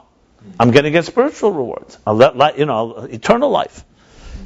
Not for anything, just Emes Mipnei Shu Emes. So there's a sikha, there's a very powerful sikha, Kisisa Memtes, where the Rebbe speaks about giving tzedakah. So he talks about levels. The tzedakah is one of the mitzvahs where Leil Shema is just as good as not just as good, but it's considered to be the mitzvah, because who cares what your intentions are if these other persons being helped? There are mitzvahs, if you do it with the wrong kavanah, the mitzvah is valueless. In tzedakah, that's why tzedakah, you can give tzedakah. I'll give tzedakah to save my child. God says, test me with this. It's the only mitzvah where God, because tzedakah is the one that person is being helped. It goes even further. The Rebbe brings there, even if you lose $1, someone finds it and it helps them. Even if you're asked, if you had known your $1 was lost, would you let the person say, no, I want it back? You still get the mitzvah. In other words, even if your kavanah is the opposite. Because the bottom line, somebody was helped. So the Rebbe says there, then there's the tzedakah, the true tzedakah. He brings from Matbeya Shel Eish. That Eish introduces an element that you're not doing it for any type of personal gain. You're doing it only for God Himself. But you can't reach that level without going through the other levels. So the same thing is Limud HaTorah and so on. It's not easy because you could say at the end of the day, even the pleasure of Mesiras Nefesh, you could say, some people have pleasure in indulging in a cholent, and others will have pleasure in giving their lives away to God. So why is that not self-interest? So that's a long discussion. Because there could be a level there also. You could say, you know what? So you come to spiritual. But Chassidus speaks, there is a place of Mesiras Nefesh that's a completely opposite of human nature to give off your life to something else, even if you think there's a benefit. But this is not for here. That's another discussion. This actually goes back to the discussion back a few chapters back. We spoke about Re'usa Deliba. Or we spoke about the deepest level of Bittul, the Tainuk. We spoke about, where was that? Also last Maimer. You remember where it was? Yeah. The Eved. Yeah, here, chapter 174. Shashua Melech Batzmus, that's right, that's the whole point there. It is relevant to our discussion.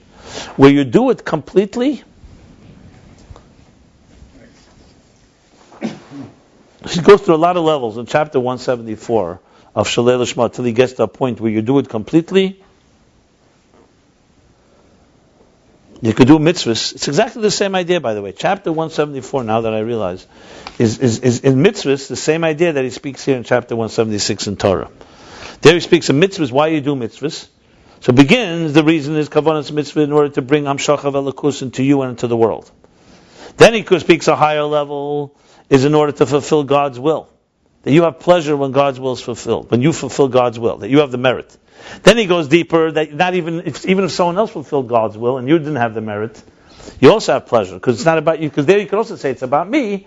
Instead of enjoy what the mitzvah does for me, I enjoy that I had the schus to be His shliach. Then he says there's a level where even that you don't have. All you care about is that God's will is fulfilled. Then he says there's a level even that doesn't matter. As soon as God has pleasure, you have pleasure. Nothing else. That's it. You're just purely, completely non-existent. Whatever is God's pleasure becomes your pleasure. To the point that it actually transforms your faculties. It's a whole chapter, a very powerful chapter, 174. So it does relate to what we're talking about. You'll see this theme throughout Ayin Beis. Because I went back for some reason, I was looking at, remember another complicated chapter we learned, the beginning of Matis. Because they're making the Marmakemis now on it. So the guy who's working on it. Not always, no. And you can't come to the last without the first. God's pleasure. I mean, this is the rule. I don't know if I ever heard this, but I can tell you because I have this question. The people who ask the question, at the end of the day, even the highest is also your pleasure. Even the fact that you have no pleasure. Right. The ones that ask that question is because they never experience the lower levels. You can't understand that until you go through those levels. That's the bottom line. Because as long as you're still a person who's driven by some self-interest, even the subtle space, you can't relate to something that's not like that. So the only way to get to that point is to be there. And when you're there, then there's a different experience. You can't explain it, for sure. I was just learning the Sikha Kisisa Memtes. You know what? Give it to me a second. Sefer Sikha Tash Memtes, volume 1. I just want to read to you. I remember when we prepared it. It's unbelievable. It's a very powerful Sikha that captures the ideas here. She says like this, the Rebbe the Lashem is there. I just want to give you a language where the Rebbe says like this. Is it Kasisa? Yeah.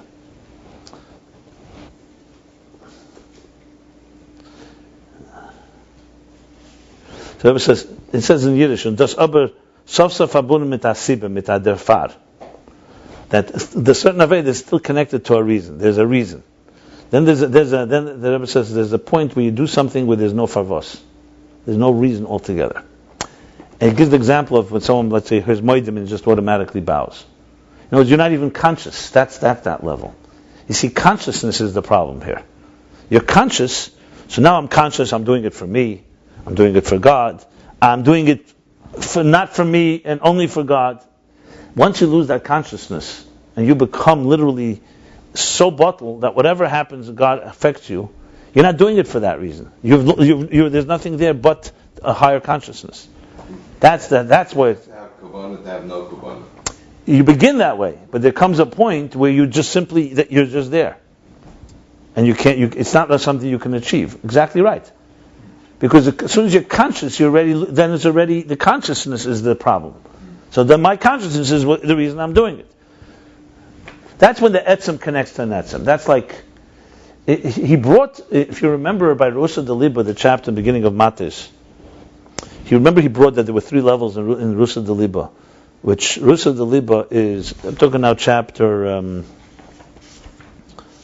but the 158. It's a very complicated chapter. So he brought Rusa Deliba means the desire of the heart. He's talking about the natural desire that a soul has to connect, not one that is awake. Not a Rusa means the rotzen, the will of the heart. Not talking about emotions that are awakened by intelligence. No, not by that are born by intelligence. Like you can contemplate on something and come to realize, I like it, I want it. We're talking here that you may need his bonus, but it's only to awaken something that's already there. In Tanya, the 2 sections, the first part of Tanya, where he talks about Moich Shal Ta'alev, that the mind can awaken something, but then the second is the Avim Mishoteres that's already there, you need to awaken. It's 2 different types of approaches. The first would be more, like I gave the example, explaining on your terms why this should be beneficial for you. The second is explaining, but it's really to awaken something you already have dormant inside of you, like that. So he says there are 3 levels of Rusa Deliba. He says there's a Rusa Deliba that needs some isbannus, but then there's one when the awakening is there, the intelligence goes away. Then there's one where you actually contemplating on the Eifen Hafla, on God's grandeur. So then his bonus can be there even while you have the awakening. And then there's like Yom Kippur, Rosh Hashanah, Yom Kippur. There's no his bonus at all. Just the etzem is drawn without anything. I'm just giving that to be an example of the highest level where you are completely one. But in the context of Ayin Beis, the bottom line is that the interface and all the levels has always an element where it relates more to you, and there's always an element that relates more to the divine. So I wouldn't jump and say I need one extreme or the other. Our goal is to find where do you stand, and you want to move a little. That's the goal. Just like with our children, you're doing it now for a little more of your interest. Maybe the kavanah this year you'll do a little less you, a little more God, and you find examples of that. Getting out of your comfort zone, doing something inconvenient. That's the goal. The goal is to climb here. This is not about jumping to lishma mamish. That's why I said about learning Torah. Begin the way you could. And then look at, can I take the Torah that I'm learning and doing it not just because I'm gaining, a little more for the public good, for God's good. That's what it comes down to. The ultimate is Shashim Lefonov, that the Torah is mamish God's delight and you just delight into that. But it's not realistic. If you talk to your mashpia wants to help you grow where you are to here. You don't want to go, I learned this. The key is to learn this relative to where you are, or else it won't have any practical application. And everybody can definitely use this to grow. That's the bottom line. I think that's the key here. But the ideal, not what you just said, the ideal, like you asked that question in New York, in Manhattan, where you said... The ideal is to win the marathon, right? You want to be the number 1 winner of the marathon.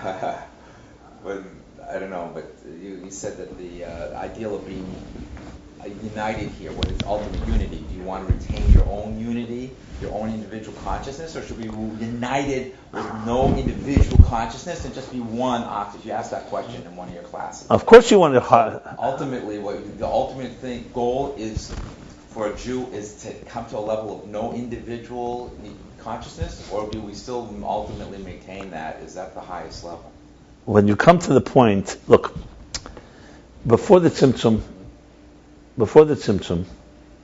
when Ein Sof filled all existence, we didn't have these options, right? So there, everything was just one all-encompassing, omnipresent unity. I'm working my way back. I'm going my way, orderly backward. God concealed the presence, the conscious presence, to create an independent consciousness called us. We emerge. And all the reasons. If had God not completely concealed it, there would be no room for us to emerge, because that truth was too all overwhelming, basically. It's too all pervasive. So now there's an independent consciousness. Think of ourselves. You wake up, I'm first. And you start working on yourself. So there's three philosophies you could have really here, three philosophical approaches, which you really can find almost all the schools of thought, whether it's Eastern thought, Western thought, even in Jewish itself, you'll find these three shittas. One approach could be, okay, God wanted this Nisayan to give us a test, concealing himself from us, for us to discover him. And that's what you have to do in your life, is basically learning to look for the ascetic lifestyle, like the Meraglim wanted. Materialism, let's avoid it. Let's get back to a spiritual place and try to reach that type of divine consciousness. Essentially, the individuality, or the individuality of a person has to be seen as a test and not as a objective. That's one approach. Another approach is the opposite. God is beyond me. I'm never going to reach God all the way. So I'll find a God on my terms.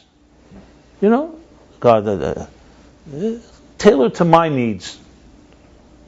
That's approach number two. Obviously, there are variations in these two as well. And Chassidus Chabad specifically says no. We want both.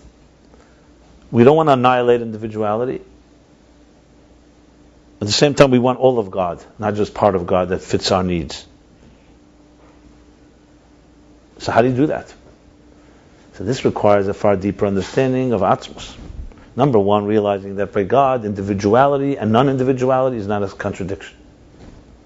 That's number one. Number two, it's a process of slow step by step by step. First begin on your terms. Shalei Lishma, as I said. Learn on your terms. Grow, feel fulfilled, feel enriched, whatever it is. As you're learning it properly, since it's godly, you're going to climb. And you're going to come to a point, realize my needs are not that important. What's most important is what God wants. And then you come to discover that God wants your individuality.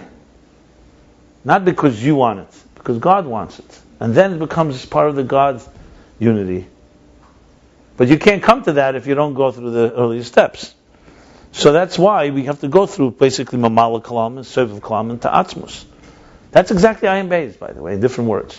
The interface. First you have to go through Er HaGvul. Someone will say, you tell somebody, thank God, because he's completely beyond you. It's very hard for him to relate to. Thank God because he gave you mazon, so Zeh Hazon HaSakoyel, and thank him for giving you food and for health and life and blessings and children. Most people can relate to that. You say, but that's because, someone will say, 1 second, let's say, that's because God is good for you. Fine, no problem. That's how you begin educating someone. He's good for you.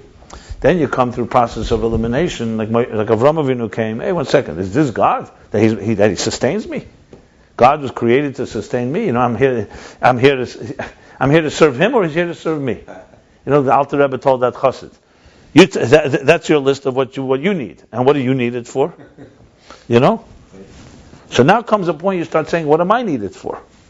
And you've matured to a point like a child, you can't expect a child at 5 years old to say, what am I needed for? A child has needs, and a child needs to be taught. We're also 5-year-olds psychologically in some ways. We have our needs. Then you come to learn, hey, there's a bigger picture here. And then you come to the point where the bigger picture says, I want you in this world. One of the most powerful pieces that I think is critical to understand with Chassidus is that Gvul that we know, we see it as Gvul. Finite world, and okay, that's where I live. I can't jump more than 10 feet high. I can't go 3 days without food. We have our... Then you come to realize there's a whole existence that's beyond Gvul, Bli Gvul. And you want to be part of it. But then what do you do with the Gvul?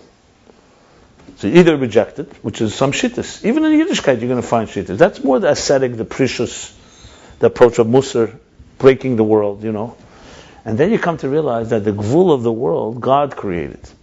And really the Gvul of the world, in your mind, it's a limit. From God's mind, it's just another way of His expression.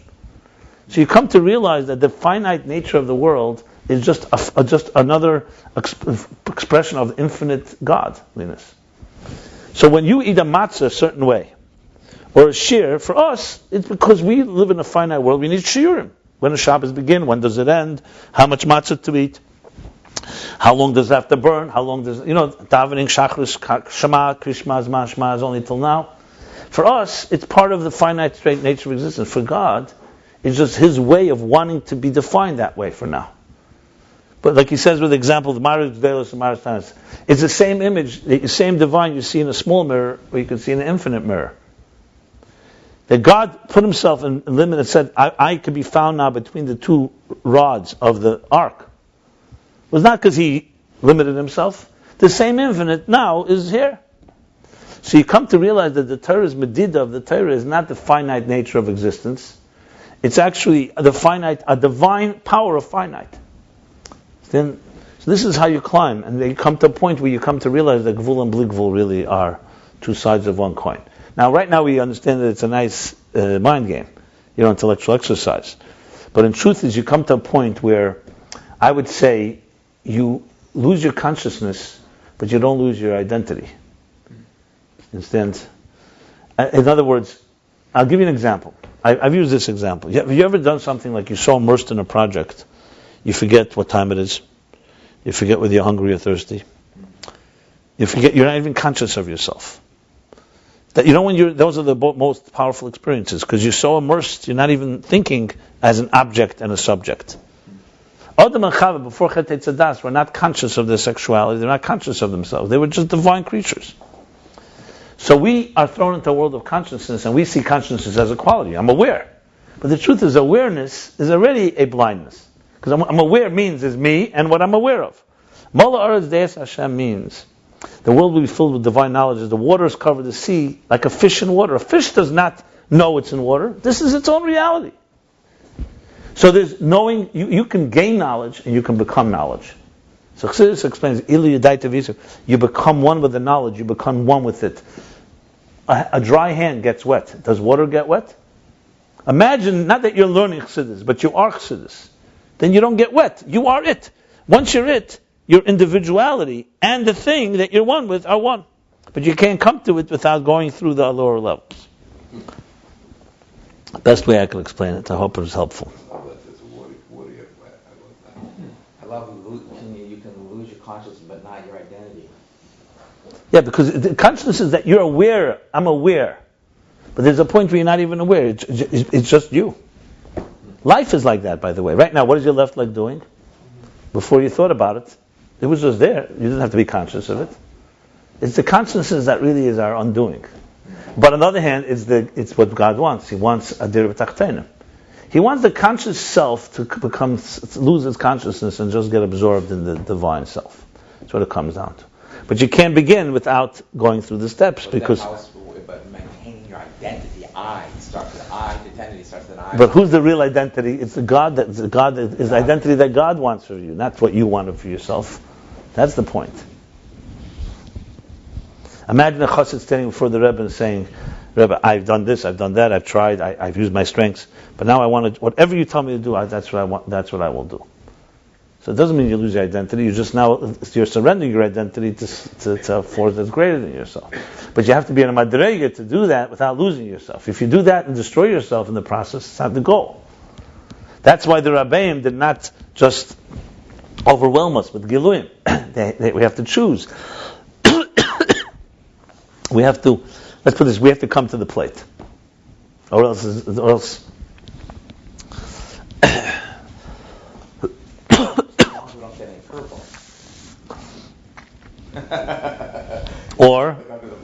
or you have to see the curveball. No. You have to see how the curveball breaks. Right? You have to also see how the curveball is part of the whole scheme. Good swimmers are not the ones that can fight any tide. Good swimmers are the ones that know how to navigate. They go with the flow. So when the curveball breaks, you got to know how to break with it. You don't fight it. Or you get it before it breaks, as they say.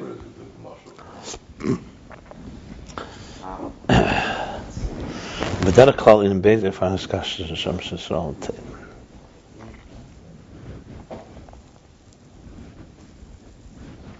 Beze Fanas Kasha said you have to say those Tuefanim are. I'm going back to the Maimon here now. The Tuefanim is one, some of your own gain, and the other is for the Bimam Shechalakus and Teira. And then he says, V'chein b'teira shedafrei dardos l'mad. It's saying that's for neshamas. Now even though neshamas come down below and they're separate, through the connection of the Torah, they get to a higher place. Atzmus Ein Sof. Same thing with Torah, through his descent below, when neshamas is kasharon b'teira, and neshamas connected to Torah. That ha-teira miskashes is b'chinas atzmus ze'ina er chodesh mamshichim b'teira. So two things are happening simultaneously. Well, not simultaneously. Yisrael is connected to Torah. So down below, even though they are ostensibly separate, they reach Atzmus Ein Sof in Torah, whereas in their source they were only connected to the letters of Torah. Now they're reaching into the Atzmus Ein Sof. And that, he says, there's two ways that you connect to Torah. I guess Lishma or Lishma. You have to say that's Pshat. And then the Torah is also the connection, the bond. What is Torah's bond? The Torah bond is that even though it comes down below, and when the Shamash Yisrael connect with it, they bring into Torah Atzmus Ein Sof.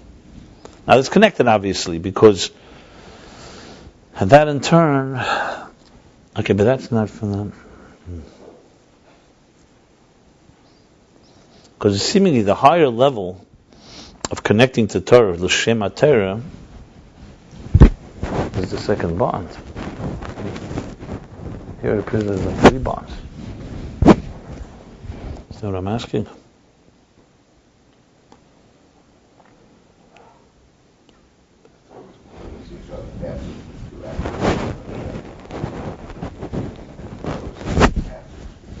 He did say in the previous chapter. What did he say in the previous chapter? 1 second.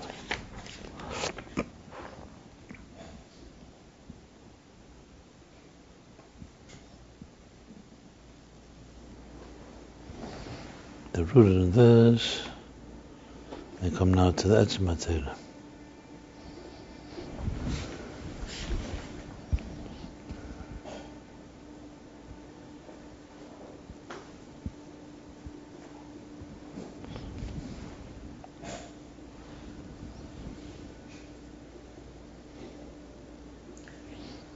It's interesting what he's mashma from here is that even the Lishma, the highest level of Lishma, is also ultimately, you have to say it's Lishma.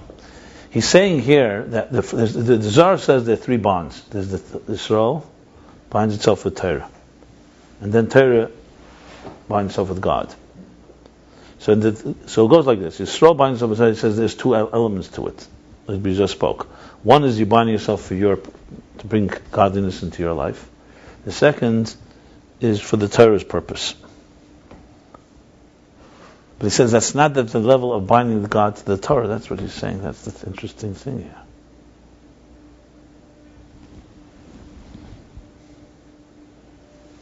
So the second level is what? That they bind themselves to the Torah in order to bring godliness into the Torah. Him and his knowledge are one. No. It's not to bring godliness into the Torah. It's to bring godliness into them that's higher than the letters of the Torah.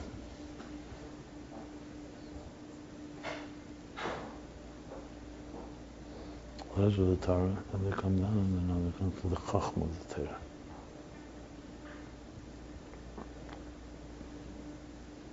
What I'm questioning is in these two bonds, is the first one doing it for your interest, and the second one bringing God into the Torah is the connection of Torah to godliness? Or is there also one, when you bind yourself to the Torah, there's also two dimensions, which he clearly is saying here. There are two dimensions. You understand what I'm asking? The two dimensions, which means there's you connecting to the Torah for your purpose, fine. Then there's you connecting to the Torah, and that brings higher than the letters.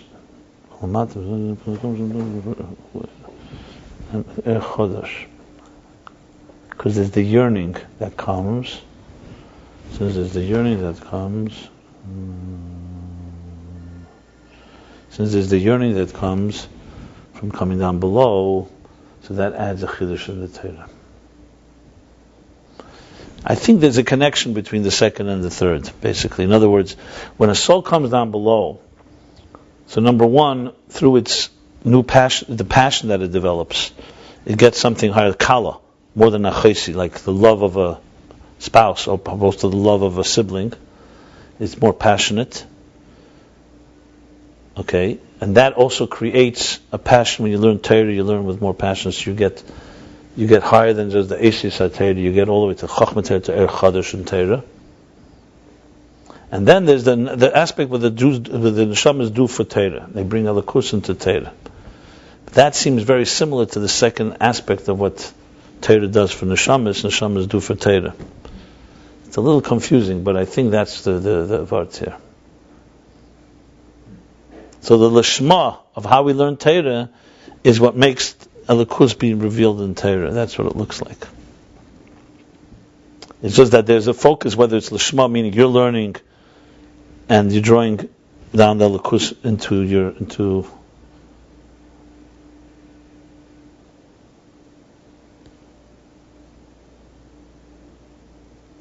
yeah.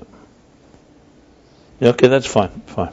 It really comes down to what it's doing for the neshama or what it's doing for Torah. Whether it's doing for the neshama, even though that's not your core, that's not your reason, it's still doing something for you.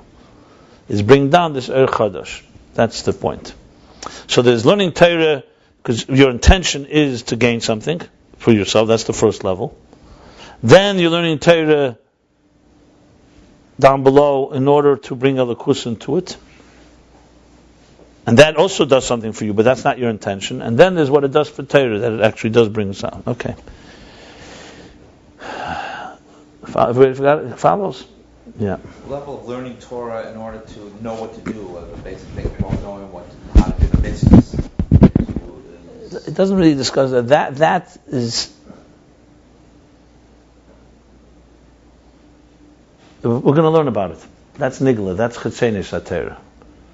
That we're going to learn more about that, what that means. That could also be done two ways. You can learn because you want to know what God wants, or you can learn what it does for you. But technically speaking, that's just you're learning to know what. It doesn't tell you much about your kavanah. It's just learning what to do. It's telling you what to do. He's talking more the kavanah. Why do you want to know what to do? In order to gain something from it, or because you want to fulfill God's will. So I think we're going to learn more about this. Amnam tzarech. Should we learn further? What time is it?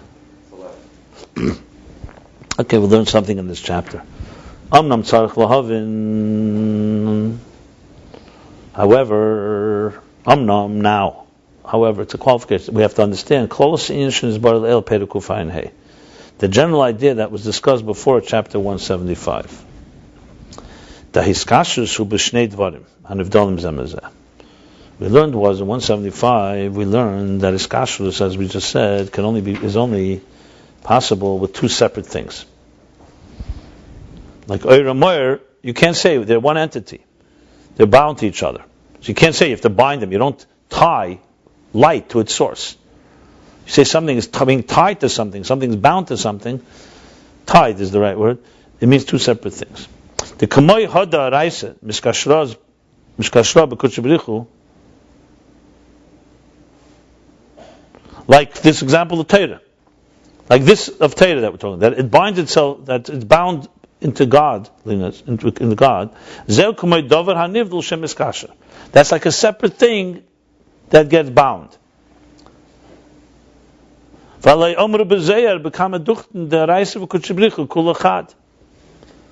Here's the question. Doesn't it say in Zohar in many places that Torah and godliness are all one?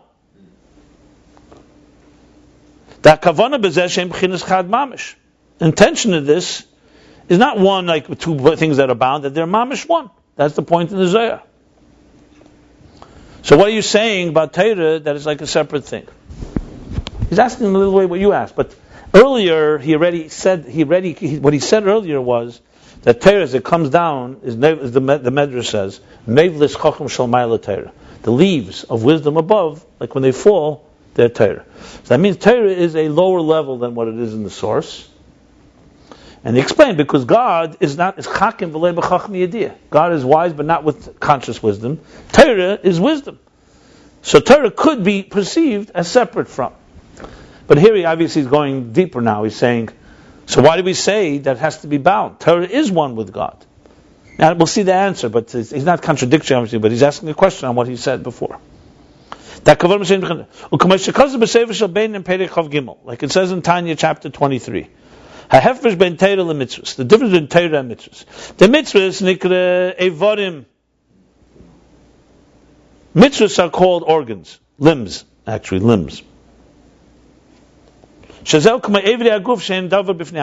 the limbs of the body. What are the limbs of the body? Let's say the arms and the legs. They're a separate thing from the body.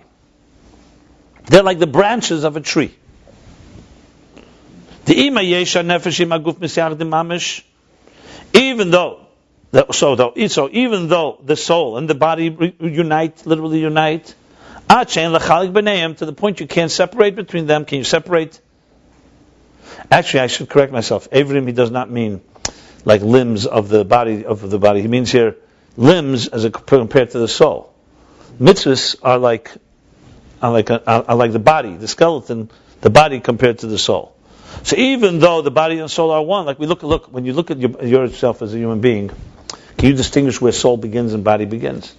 Where soul begins and soul ends? It's all integrated. There's not one. You can't say my soul only till the tip of my finger. Your soul is completely, like a hand in a glove, completely joined, fused with your body. That's what he's saying.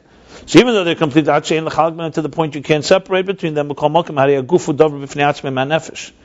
nevertheless, the guf, the body, is separate from the soul. Like we see upon death, God forbid, you see they separate. However, when they unite in a total fusion. Like for example, you could have two things, like say a garment. My jacket does not unite with my soul. I can take off this jacket. But the body is what they call a levush hamechuber. It completely joins. But you can't say it's one with. The body and soul are not the same entity. They come from their very separate entities.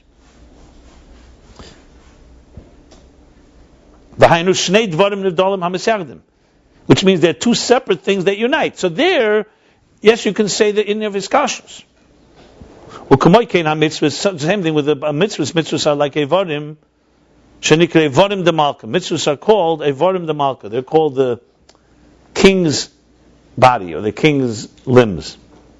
They're like a union of two separate things. This is the Tanya Perek of Gimel.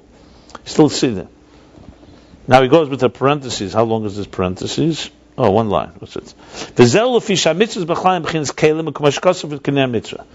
Why is this the case? Because mitzvahs in general are kelim, are containers. Like it says, ner mitzvah. What's the lashon? Ner mitzvah v'teira er. A ner refers to the vessel. Mitzvah is like a ner. What's the difference when we say ner mitzvah v'teira er? A mitzvah is like your candle, and teira is your light. The candle is the wick. Is the wax, is the oil. That's what ner means. Because you see clearly, ner mitzvah, the mitzvah is like a ner, and the Torah is Mashenk and Torah, he says in Tanya there, Chad mamish. Torah is one mamish. Torah is not like a body to a soul. A Torah is the soul to the soul. It's one mamish. Or like a soul to its source. So based on this, the question becomes strong. Why did you call it hiskashrus? It's a matter of hiskashrus of two separate things, when in truth it's really one. And it's explained elsewhere, the difference between you and garmui. Garmui literally means bones, by the way, atzomas. But we learned earlier that there's two interpretations. The Arizal teaches garmuhi is midis, and chayuhi is meichen. The Alter Rebbe, Kedesh, interprets garmui or kalim, and chayu are energies. Literally, iyu means you and your you could say you and your skeleton, you and your limbs are one. And you and your energies are one. Chayu like life, you're in your energy force. That's Alter Rebbe. No, that's the Zohar. That's the Tikkun Zohar, we say this. That's all you said. No, I interpret what Garmui and Chayu mean. The expression is you and your body are one, you and your soul are one, basically. You and your limbs are one, or body are one, and you and your energy is one. So he says, now this is the difference between Torah and mitzvahs. Tayichud b'mitzvahs ub'chinas ir v'garmui. This seems more appropriate to the Alter Rebbe's taich. Garmui being like similar to the Evarim, to body. Garmui literally means bones. But we don't mean bones literally, we mean here. So he says, mitzvahs is ir v'garmui. That's you and your so-called body. This is like two things that become united. This is not a core essential unity. It's two things that you get united. Like the body and soul, so to speak. And the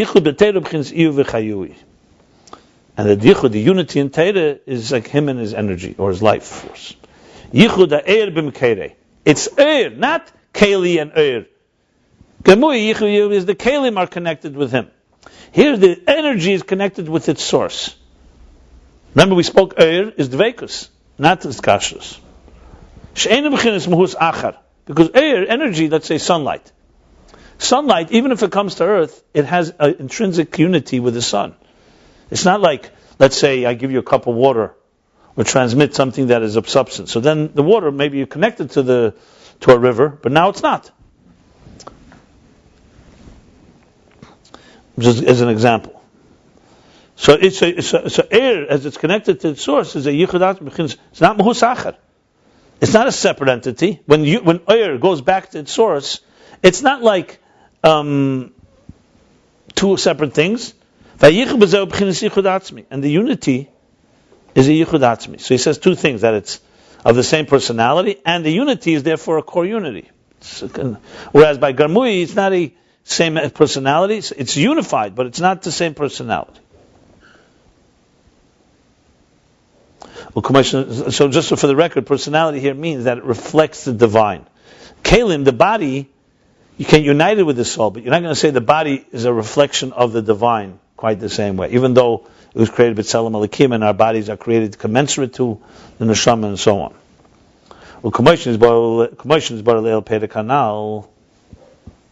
Like we learned before that chapter, it means chapter 175, that the connection of Eir Moir, light and its source, and its luminary, is a form of Dveikus. Total cleaving, total union. It's not like tie, a knot that ties two things together.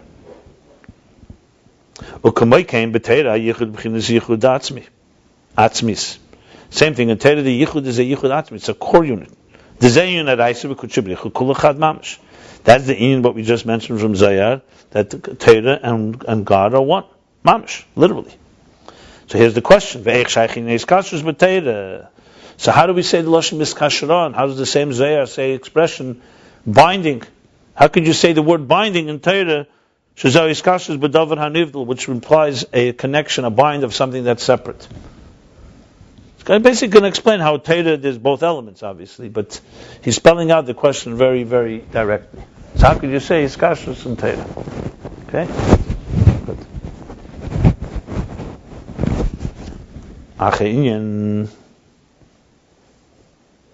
I'm sorry.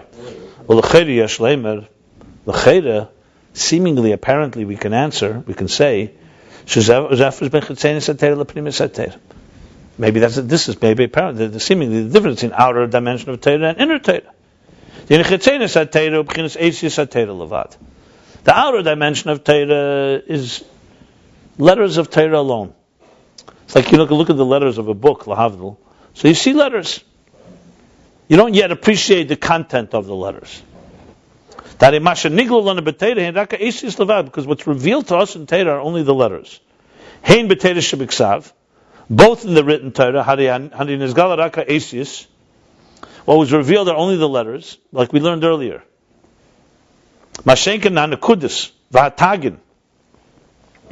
Mashenkin and Nakud is the punctuation, what is the vowels. And Tagin, there's crowns. You know, the little things you make the mark, what do they call them, crowns?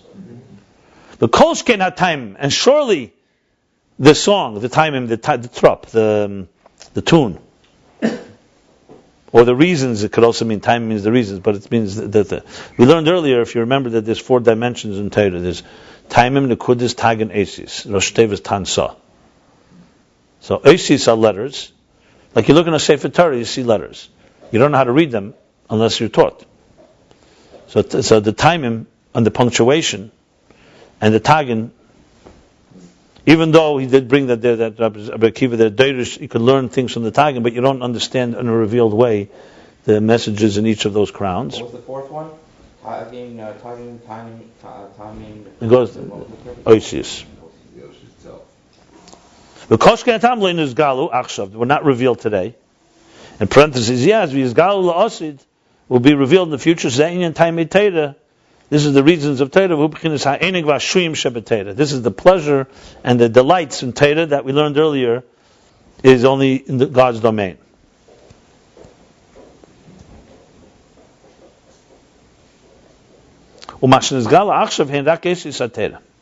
And what was revealed today, now, our present, are only the letters of the Torah. But we have Tagin now. We have Tagin. Maybe you don't know what it means. It's not revealed. It's just there. So we mean the meaning of it. Yeah. This is what was given to us at Mount Sinai and Mount Torah. Heina is the Torah. Heina is the Torah. Are the letters of the Torah. Let me just stop a moment and say, if you remember, he asked the question earlier. Since it's Shashrim Lefan of the Torah, it's his delights. Why was David punished? It's beyond us. It wasn't revealed to us.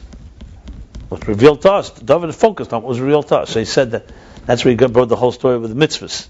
That the truth is, even that which is the divine delight should also affect us. That was what he said back then. Let me just see a second, because I want to just make sure the flow is going here. Well, 1 second.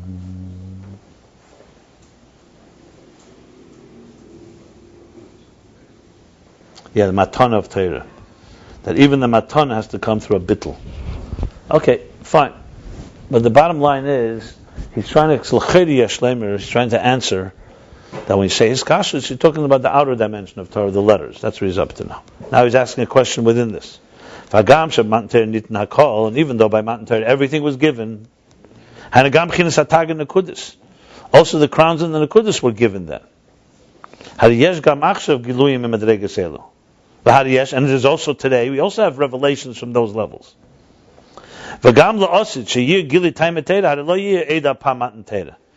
in the future, when there'll be the revelation of the taimi, the sound, the music, so-called, the melodies and the inner reasons of Torah, there's not going to be another Matan Torah. We're not going to have another Sinai. Because everything was already given by Mount Torah. So in other words, he's asking a question on his statement. Nevertheless, what was given in a revealed way, and to everyone, 2 things he says, revealed and to everyone, those are the letters. The because when we say that Torah is related, has a relationship with every one of Israel, has a Asis the Torah. That's the letters of the Torah. Not everyone has access to the other. Asis, everyone has access to. Even if you don't know what it means, you can still say the letters. You can just read them or repeat them. That's why everybody makes the blessing Neis Torah, the giver of the Torah. Gam ha'amiratzim, even the amiratzim, meaning the people of the land, the earthy people, literally means the ignorant people. Shein lem shum yediyah, that have no knowledge. Gam ba'achachma the Torah, hamlubeshes ba'esis. They have no knowledge, even in the wisdom, also in the wisdom of the Torah that is manifest in the letters. The kolskim b'madregas el yen is the Torah, and definitely they have no knowledge of the other three higher levels. And nevertheless, they also make the blessing Neis Torah, al Eis is the Torah. on the letters of the Torah. Shazel mashenit l'kol echad echad Yisrael, because that what was given to every individual, l'kulam b'shava, everybody equally. But he also said revealed. So both what was revealed and to everyone.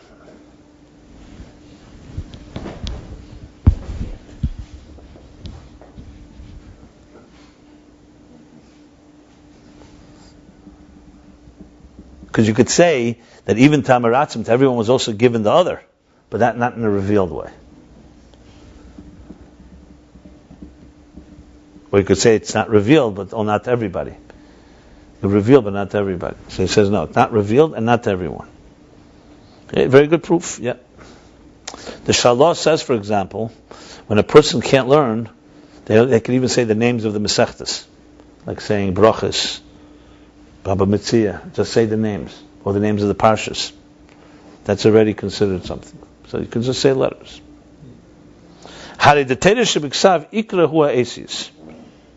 So we see from this that Torah Shebiksav, the written Torah, is primarily the letters. But he means here that primarily the letters that are given, the Torah Shebiksav as it's given to us. And that's why it's called Torah Shebiksav, Ksav, the written letters. And now he goes on, because remember he said, Hein b'Torah Shebiksav, he started.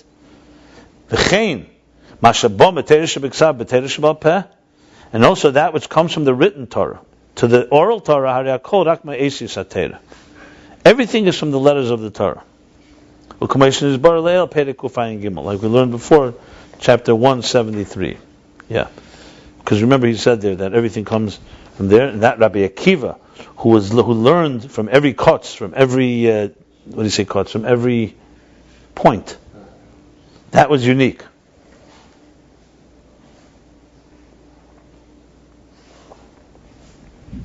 Good. V'gam, and now he's adding something. Additionally, v'gam, and also shekol in yoni hatera. Hakolu ba'alochas hamedabrim bin yoni magashmim. All the matters of Torah are all about laws that speak about physical things. Like if you exchange a cow for a donkey. Or two people who are grasping a garment. Or the laws of fooling somebody, of cheating someone. Lying, or how do you say no? Yeah, no is for him. Of fraud, deception. Ukahai Gavna, and similarly. He's going here, from level to level. First he's Hamachle Parah B'Chamer, okay, that's physical. He's going even to not just physical, but actually deception. Doesn't get more matter than that. Shakol Medaber, why I use these three examples? Hamachle Parah B'Chamer is physical. Shneimelism Betalis is already a garment, not just an animal. And then they know is really okay. Shakol Medaber Binyanim Gashmin. They all speaks about physical things. Shein Dvarim Nivdalim V'Nefradim Betzim, that are fundamentally separate and nifradim and divided. Nivdalim means separate. Nifradim means nivdal is separate. Nifrad is like cut off, severed. Betzim fundamentally, meaning from godliness. This is his answer. His ostensible answer. But also the Chachma, the wisdom in Torah that manifests in these ideas, is manifesting in a separate thing. That's both detached and also separate. That's why you could say it's kashrus. That's what he's leading to. But how could you say be'etzem, these are things of nivdal and nifrad be'etzem? We know that everything is ultimately makusher to the etzem of God. Everything is etzem. Even the hamor and all this of kashmir, no such thing as being nivdal.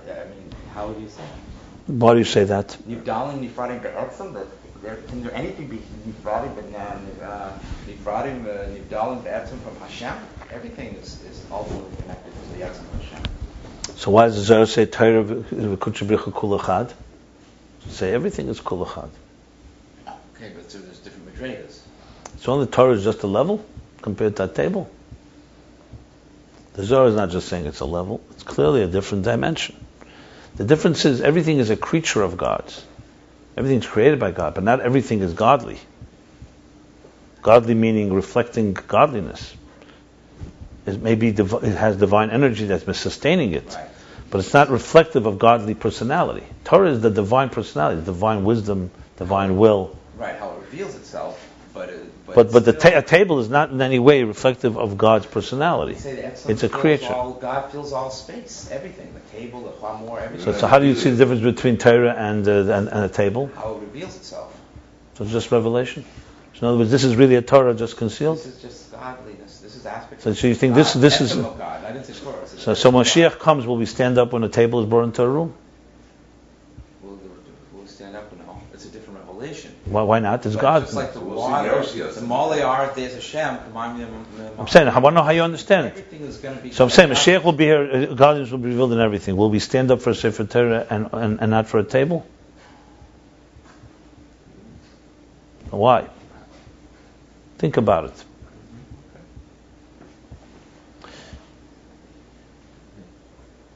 Remember, you see, you learned in classes that the Shaykh of Amunah, that God sustains everything. So you feel that everything is godly. It doesn't say everything is godly. It doesn't say anywhere such a thing.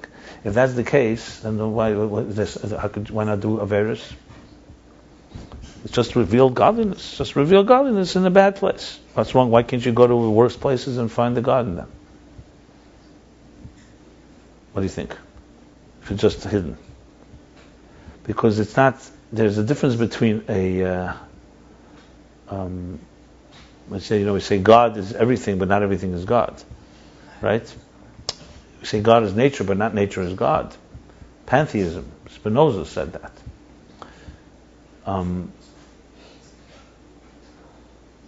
Which means that everything in existence cannot exist without God and is only really divine energy.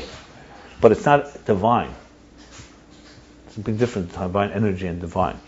Which means Torah is divine. Is the divine manifest in wisdom, in will. When you do a mitzvah, you're doing a divine act. When you're eating a meal, you're not doing a divine act. You're doing what God mandated you to do in this world. Because you have to eat. Now you eat properly, you're elevating your physical act and making it a mitzvah. See, I'm trying to explain the difference between a mitzvah and a regular walking down the street. It's not the same thing. To know God in all your ways, but that's not a mitzvah. A mitzvah means when you do a mitzvah, you're actually doing a divine act. God said, this act is my divine act. When you're eating, that's not a divine act. You don't see the difference between that and eating? Okay, then we need to go through Alaves. This is like basic. Because it's tzaddik, a complete tzaddik gamor, al pitanya, every single thing. He has more than. He's walking down Eastern Park. Does he have? Every single moment. Does a tzaddik? Action, 1 second. Are you playing devil's advocate, or you really don't understand? I'm not a devil. No, you're playing just. I'm Jewish. So are you saying a tzaddik has more than 613 mitzvahs? No. Why not? I just say that when everything he does. Why doesn't he have more than 600? I asked you a question. Answer my question now. Why does he have then not only 613 mitzvahs? Then everything is a mitzvah. Because one of the mitzvahs of the 613 is everything you do is That's your answer? Yeah. I don't know what to tell you. Okay, it's not for now. This is really. You really don't understand this at all? You never had an answer to this? No one ever told you this? So what you're asking right now, this basic question. You know, the difference between a Sefer Torah and a stone. The difference between a mitzvah and walking down the street l'shem shamayim. Do you know any? Have you ever? Is there a difference between Yom Kippur and the day after Yom Kippur? In your mind? Yes. You know that on Yom Kippur you do something, you could be chayiv misa, and you do it the next day you're not. Life and death. Is that just giluyim by you?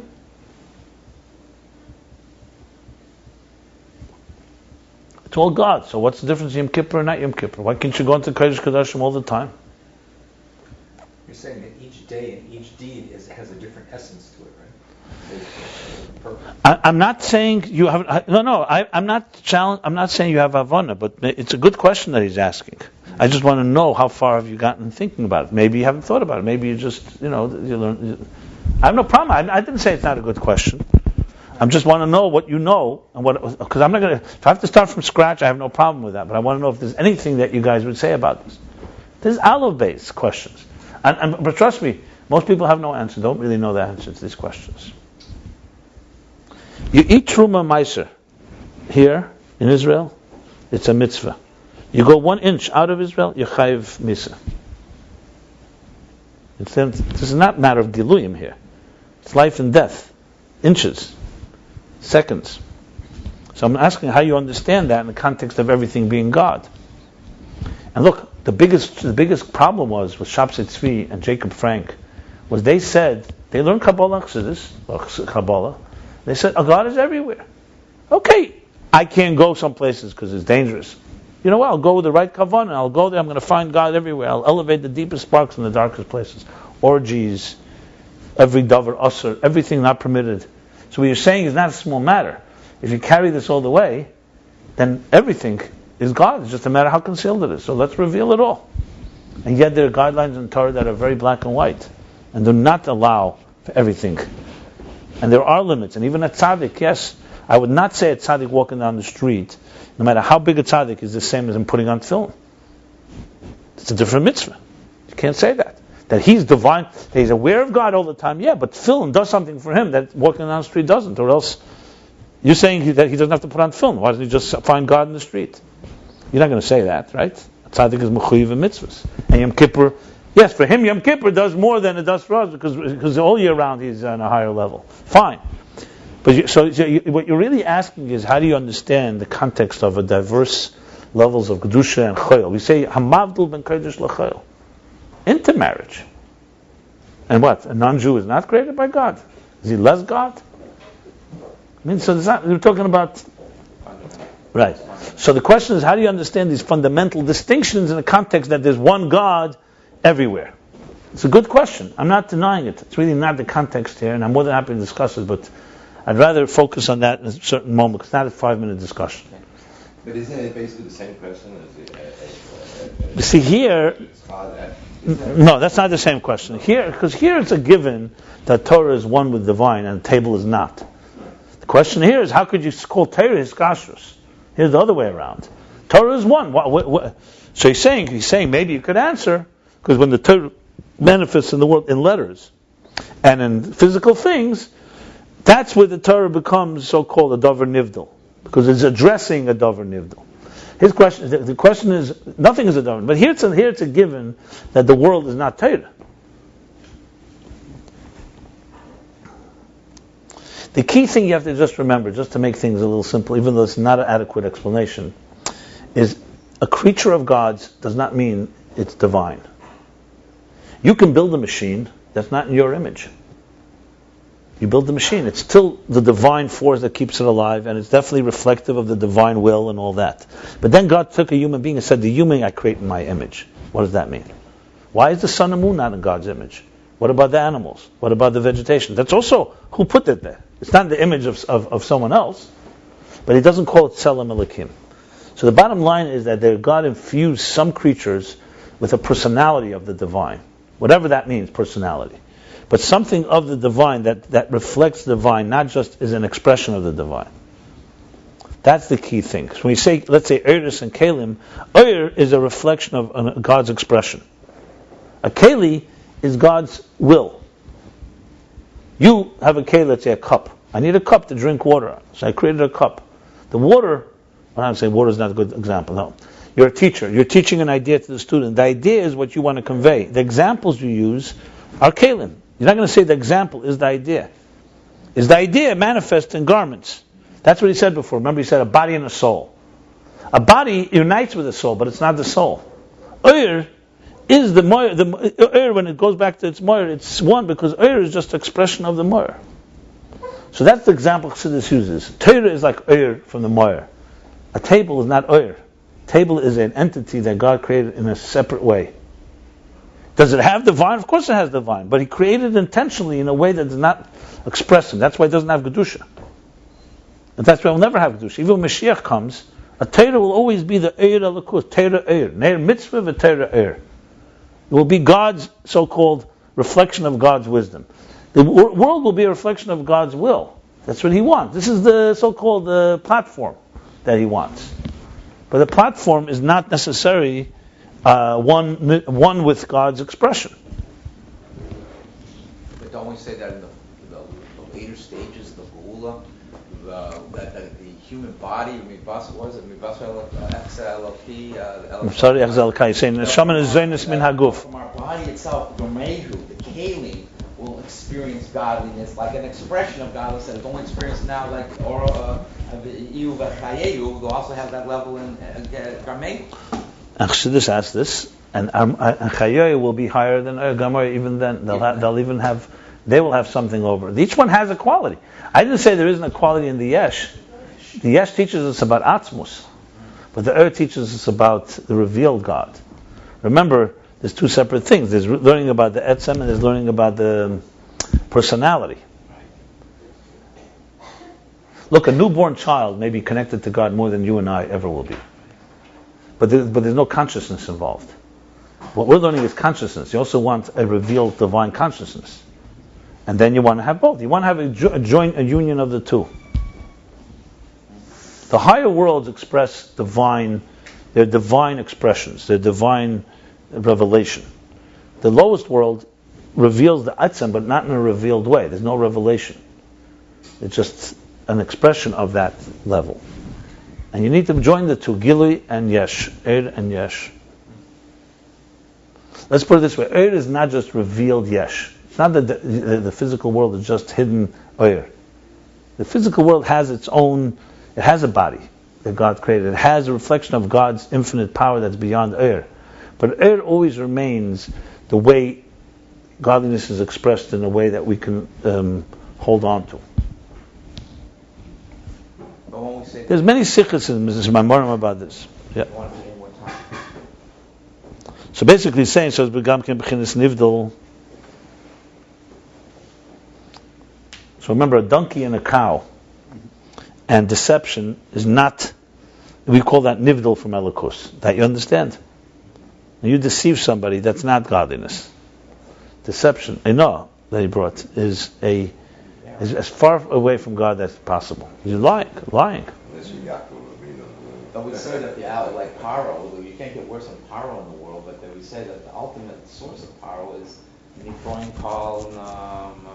The ultimate level of the highest levels of godliness. But do you go into Shalosh Klipos Atmeis to elevate them to the highest level? Why? Because that's what they're intended to be, is to stay there, not for you to enter there. Shvirosan, you know the expression that the only way to redeem them is to break them? But ultimately, if you want to, the times of the Geula, I just asked you, so what's your defense if someone says, so orgies and I can do every davar asa to find the God in there? Why not? It just bothers you. I know it repulses you. Me too.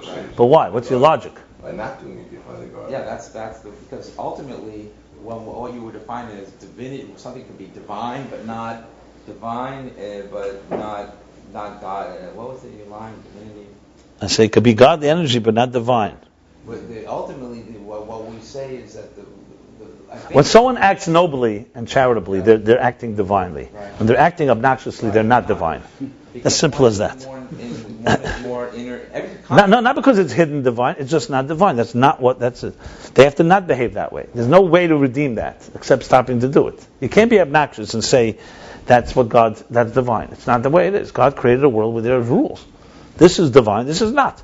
What Hitler did and the Nazis is not divine, to put it mildly. It's divine. I would define as what God's ultimate intention and kavana is in this world, and being bad. So in Tanya, by the way, hold on. You know what he says in Tanya? What he says, kedusha is anything that's bottled to Hashem, and klipa is what's not bottled. Fine, I have no problem with that. Right. That's it. So then davar nifrod means something that's not bottled. So be it. Not bottled. Good. That helps you. Fine with me. Not aligned with the intention of God. Well, not aligned and not bottled. The same. Yeah. That's fine. That helps. Yes. Great. But I want to get back to the thing about the Kalim. Ultimately, don't we say that ultimately, since Kalim have fallen lower, they're coming from Yesh Miyayin, not Hishdalshalus, or ultimately is Hishdalshal, but Gashmius is Nifrad in the sense that it's from Yesh Miyayin. And therefore, And they never heard the other side of things, that there's also a Mila in when we say the other side? Gula, that actually the higher level. You said it, yeah. But you've never heard the other side too, that Kedusha has Mila over Choil. You're talking about the quality of the Kalim. Right. There's also advantages the Eir have over the Kalim. They have other advantages, not that advantage. So there'll be the joining of both advantages. That's the thing. Torah has a quality over mitzvahs. Torah and Tshuva. Tshuva has milas that Torah doesn't have, and Torah has milas Tshuva doesn't have. What's wrong with saying they'll be both? And each will teach each other. They'll inform it. Tzadika, also lavasad. Tzadikai b'tiyufta. Tzadik will have Tshuva. The Eiris will have the quality of the Kalim. The Kalim will have the quality of the Eiris. That's the ultimate. So it's correct what you're saying, but it's not everything just one and everything just each has a different. Remember, we live in a world. God forgot everything is one. For us, there is a distinction between Eir and Keli, and that has to always be respected, because God created this diverse world. And remember, even when Mashiach comes, it's not a retirement village. You're constantly climbing higher and higher. What was yesterday a Keli will be tomorrow's Eir. But the distinctions are going to be less and less, because there's going to come a time, the ultimate level of Geula, that there will be no death, no injury, we won't have to eat, the body will always be... But maybe there'll be new types of distinctions you can't even imagine. But maybe... Hold on. Our bodies are going to be less and less. 1 second, who says? But maybe there'll be new distinctions you can't imagine today. God is full of surprises. You think you have it all figured out? You're dealing with the world of good and evil, but then there's good and better and excellent, and even better than excellent, things that are so beyond we don't even know yet. An exciting future ahead of you, don't worry about it. The Rambam or the Ramban. One says that in the goof, and one says, I don't know which one said what. I forgot. Ramban said in a goof, and that's how he finds it. It's not like you come to the top of the mountain and it's over with. Then begin new mountains. There ain't no mountain high. Okay, let me just finish here. So b'chinas nivdal. Rak she'ena kamei hamitzvah sheboim b'chinas islapshus mamish b'dover hagashmi. But he starts to qualify. But still, it's not like mitzvahs. Because mitzvahs, they come mamish, they literally come manifest in a physical thing. Kamei b'tzitzus hagashmi, like in physical tzitzus. Or b'klaf hagashmi, or physical parchment. Because by mitzvahs, the physical thing itself becomes mamish, literally a container for the divine supernal will. Like he writes in Tanya, like he says in Tanya chapter 23, what he brought earlier. That the life, the force, the vitality of mitzvahs, that it becomes literally like a body to a soul, like we learned before, like a body to a soul. And look what it says in the Geras Kedesh Kunta Zachen, and the epistle that begins to understand what it says in Priyatz Chaim. He gives example, like there he says, like for example, an esrig, and minov, and its species, and the species. Hilbish, meaning the other species, the other three, the minim, dal minim. Hilbish ben HaKadosh Baruch Hu Mehusan.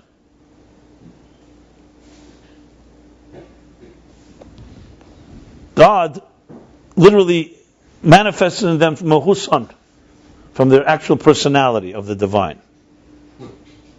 Hilbish ben HaKadosh Baruch Hu Mehusan. I have to look inside what it means Mehusan. No, because it's a keli. Exactly, it's a keli for Elokus. That's the key. He's distinguishing mitzvahs now and Torah. So is the Sefer Torah, no? The keli to Elokus. No, Sefer Torah is not just a keli of Elokus. Torah is chad. That's the point. It's chad. That's what he's saying here.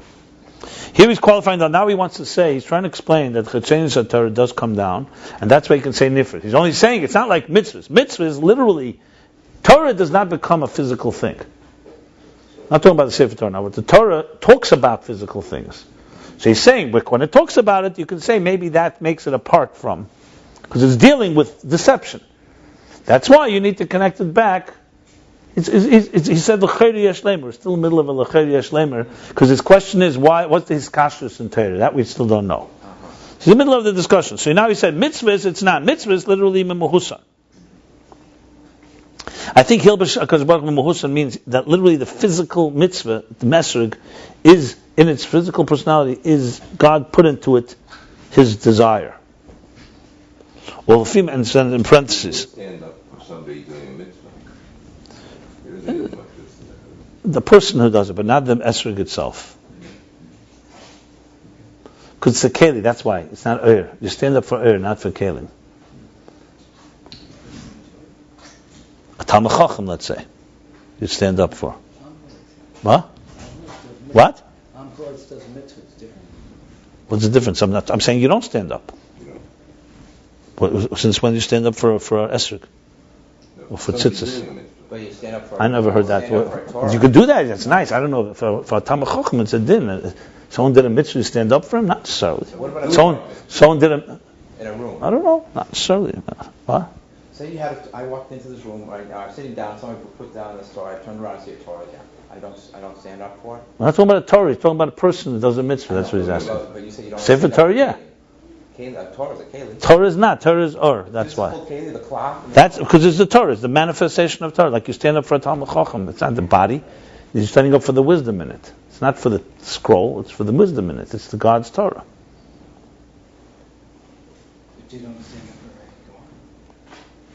Gemara is Beit Torah Shabbat Peh. That's why it doesn't have the same Kedusha.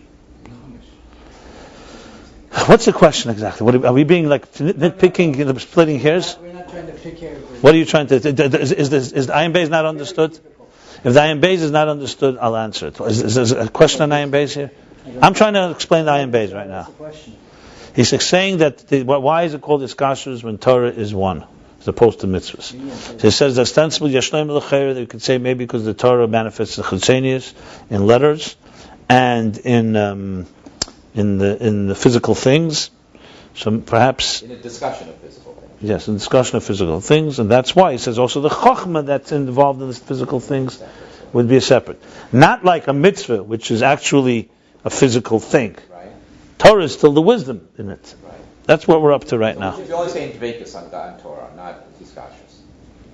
That's his question, but he's answering now. Okay. He's answering by saying that maybe it is because of the chitzenius Torah. Okay. L'fisha. Where's the Elokus? The Elokus is on the discussion. There is no Elokus in physical objects. There's a divine energy and force spark in it. That's it. Yeah. So it's the conceptual. What's your question? I just tell you, there's divine acts and there's non-divine. There's things that are divine. Esrog, for example, on Sukkot, when you do the mitzvah esrog, is not like a lemon. It's not a lemon. I don't know what he says here. He just said it. It's not a lemon. So when you're discussing Torah, like we're doing here, where's the other clues? In the discussion? In the deeper? What do you mean? Now we're talking Torah. So the Torah talks, let's say, laws of deception. So Torah is telling you God's will, what He wants you to do about the laws of deception, or machlif para b'chamer. It's dealing with physical matters and telling us what God wants us. He says chachma. He says chachma. The words that here he says here. Because chachma the Torah mislabish b'zeh. As a mislabish b'davar hanifrid. The thought to speech. I don't know what you mean by thought and speech, but fine. Thought to speech. Now you're talking Torah. You're speaking Torah. You're talking Torah. Mm-hmm. He's mamish is lavish in Torah. Wisdom of Torah. So now the thought speech is in your mind. That is mamish chachma. Elokus. I don't know. That's what he's saying here. Okay, so that's what we think he's saying. He's saying the opposite. That since the Torah manifests in physical things, so therefore you could say it's nifrid. It's nivdal. That needs to be bound back to godliness because it's being related to things that are separate from the divine. That's it. Mitzvahs, on the other hand, are actually manifest in the Gashmis. I see this is a whole piece here now about mitzvahs. 1 second, let me just see something. So right now, Nice chapter. He's not going to go back to this subject so fast. So you have to hold cup. He now went into a long discussion now distinguishing mitzvahs from Torah. Okay, so he says, Lufi Mashin is Barasham in the Geras HaKodesh. Le'il, according to what it says there, Le'il, meaning earlier in that, it's Gunter Sachren. Nida Shezor B'chinis Halavnunis Shabab B'chinis Slapshus B'chitzeni Sakelin. Nira means, it appears, he's Nira, he means I feel, or Nira means, it seems, that this is referring to Lavnunis is whiteness that manifests in the outer dimension of the container. Umahuz B'chinis HaChetzenis D'chsadim Primis D'zah.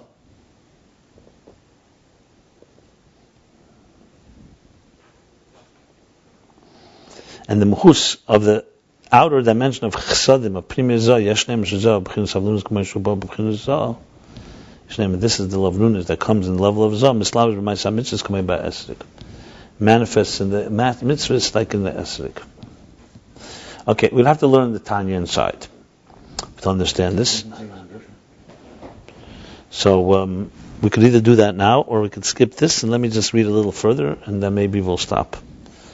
I'm skipping the parentheses for now, because we need to learn it inside Tanya. It's a beard in Tanya. Essentially what he's trying to say is, he's explaining in this parentheses how exactly godliness manifests in a mitzvah.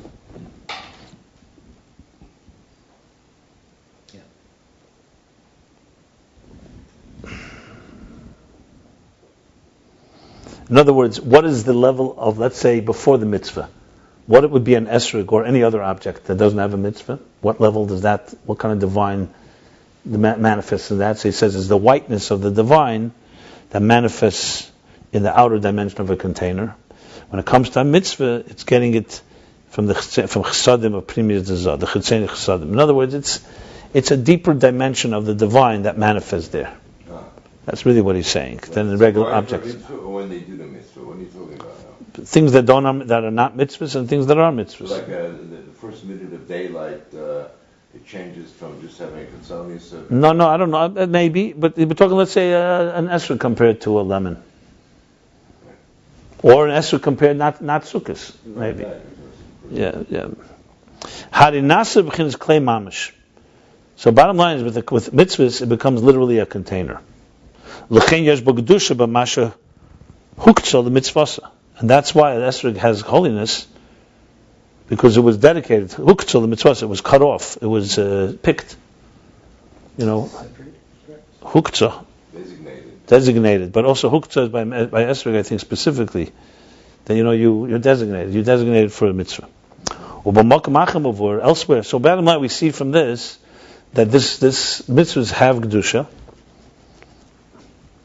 Elsewhere he explains the mitzvah says based in Yonim. That the mitzvah there are two things. One, that the mitzvah is in the cosmic order of 10 spheres of Atzilus. And the second thing a mitzvah has, that's in the divine energy higher than Atzilus. Like by Tefillin, the 4 boxes are like the 4 the levels of intellect in Zah. Which means that through Tefillin you draw down intelligence into Zah, into Midas. And the second thing in Tefillin is the Ratzon Elyon, the divine desire, supernal desire that draws down from Chesed. So in other words, there's a mitzvah as it's functioning within the structure of existence. This is, by the way, back to the interface. We're talking about an Eir Pnimi. So a mitzvah, let's say, is Mamshech Moichen into Midas. And then there's an element of a mitzvah, is Mamshech from Kesed, God's will, into Atzilus. It would be like when we say, Asher Kedishanu b'mitzvah Sivonu l'haniach tefillin. So Asher Kedishanu b'mitzvah Sivonu is focusing on that you sanctified us and gave us your desire. So when we Mamshech Kesed into existence. That's from Eir HaBligvul, the transcendent energy. Remember we were talking about Eir HaBligvul, transcendent energy into existence. He's showing how even in mitzvahs you have these two dimensions.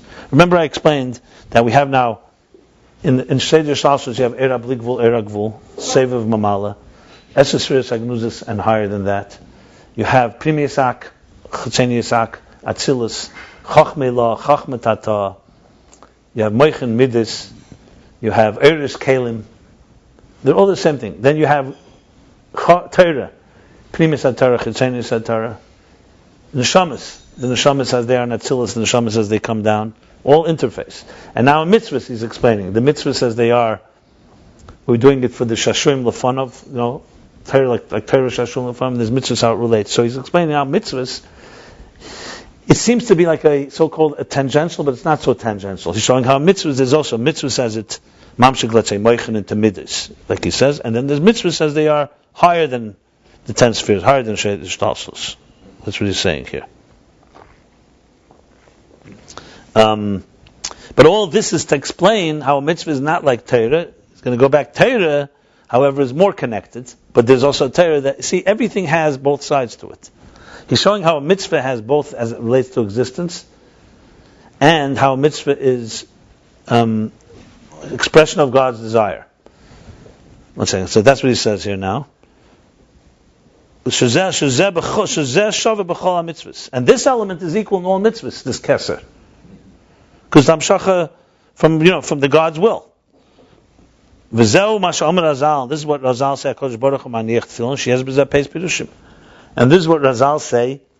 This all seems to be like, remember, this is all a so-called extension of qualifying that Torah, even though it's melubish and nifrid, in a separate thing, it still retains that it's Torah. While mitzvahs are literally mislabish b'davar hanifrid.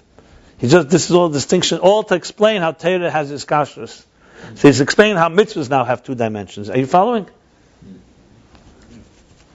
That's what Marazal said God puts on film. There's two interpretations in this. That God is the level of Zoh. HaKadosh Baruch Hu is the level of Zoh. Zohar Ampin Midas. Maniach tefillin hamshachas hameichel l'Zoh mechub. Maniach tefillin is that means that what? That HaKadosh Baruch Hu is putting on film is he's drawing down meichin into Zoh, into HaKadosh Baruch Hu. In other words, tefillin is higher than HaKadosh Baruch Hu. Al b'chinas hakeser, Aleph, that's it. Al b'chinas hakeser ain't a shaykhin at tefillin. But the level of keser is not possible to film. V'apirish habeis the HaKadosh Baruch Hu b'chinas hakeser. Second interpretation is HaKadosh Baruch Hu is higher than tefillin. Umaniach tefillin, and Amshachat Teshu says b'chinas hameichen. That he's drawing down from keser into meichen. So in the first interpretation, tefillin is not connected to keser. Tefillin is bringing from the intelligence from mind into heart, to emotions. The second interpretation, you're bringing from keser into meichen.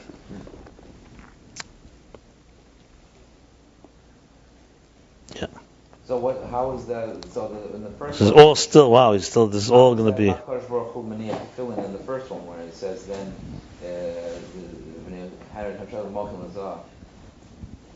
first one where it's bringing down from seichel into midas.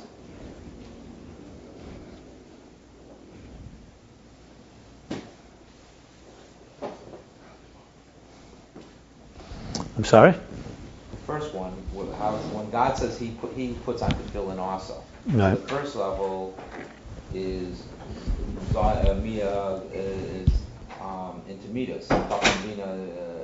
Right. Zah into midas. Right. So God, you mean, but God's doing that at that level in Atzilus, you mean? Yeah.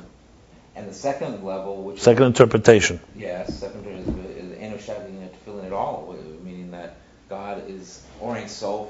No, you didn't listen. What? First, there's two interpretations. It says God puts on film. The question is who's Kudsha Baruch Hu and what level is film? Okay. So one explanation, Kudsha Baruch Hu goes on Zoh, Midas Zoh, Right.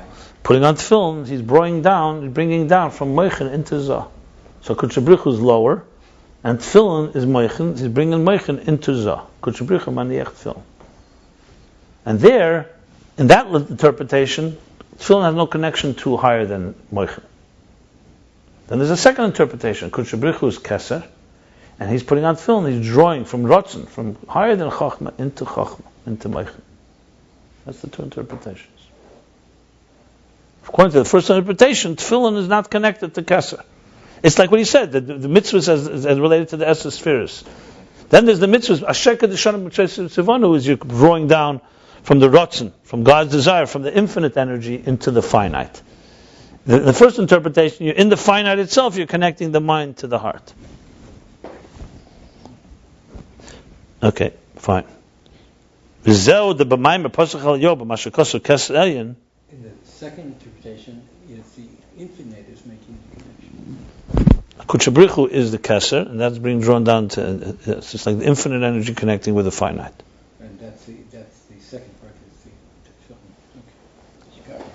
V'zeu de b'mayim b'pasach al yob. This is what we say in pasach al yob. K'mashakosu keser elyon v'iyu karkafta the film. Keser elyon is karkafta. Karkafta is the skull of the film.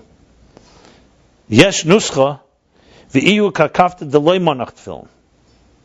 There's a nusach there in Pesach Al that this is the skull that never did not put on film, because it's talking about both interpretations. These are the two different nuschos. Finally, Pirush Aleph Hanal. That because why loy monach film? Because karkafta, the skull, does not put on film. It's higher than it. The tefillin hen amshachas amechem mechub al b'chinas hakeser l'maylam is that, but keser is higher than it. So that's why it doesn't apply the concept of meichen to chacham bina. The other interpretation that karkafta is keser, that's the second interpretation. So you have both interpretations fit. Umavur b'mokamacha, and it's explained elsewhere. This is the mimer that Rebbe Rashab said in honor of the Frierdiker Rebbe's bar mitzvah. He discusses this at length. Tefillin Demara Alma Tov Reish Nun Gimel. When the Frierdiker Rebbe's bar mitzvah, the Rebbe Rashab said a long mimer. Discusses this at length. Umavur b'mokamacha, and it's explained elsewhere. The ba'achonas ha-mitzvahs, then the preparation for mitzvahs, kamoi b'ksivas adal parshas. Like for example, when you write the 4 parshas, the 4 chapters, four portions in Tefillin, v'anachosin bebatim, and when you place them in their batim, how do you say batim? In their boxes, homes, you house them. V'asiyasan kitikunam, and you make them properly. Nimshir behem adal mechem mechub. In them is drawn the 4 levels of intelligence of Chachma Bina. Chachma Bina and Das has 2 moichin. That's what it calls usually. Chesed and Gvura of Das.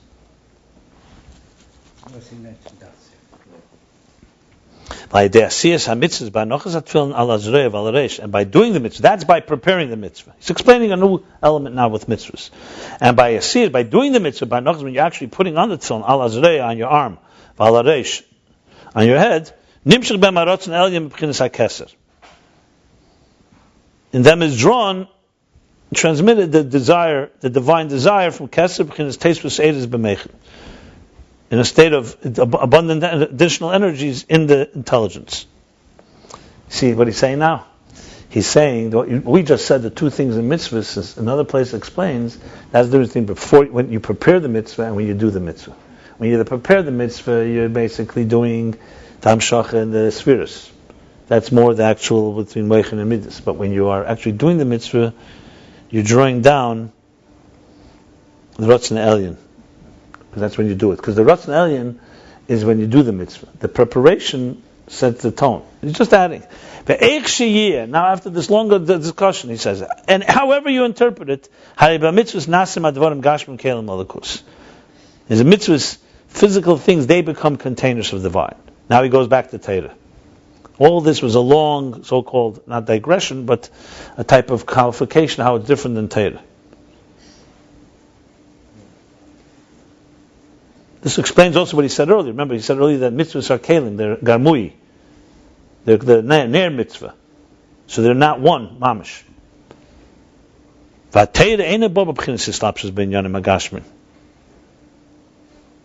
And Torah does not come manifest in physical things. The Torah does not become the object in which you are studying. When you're studying, let's say, about an esrog, the Torah is not an esrog. So it doesn't come and manifest when he's learning the studying the halacha.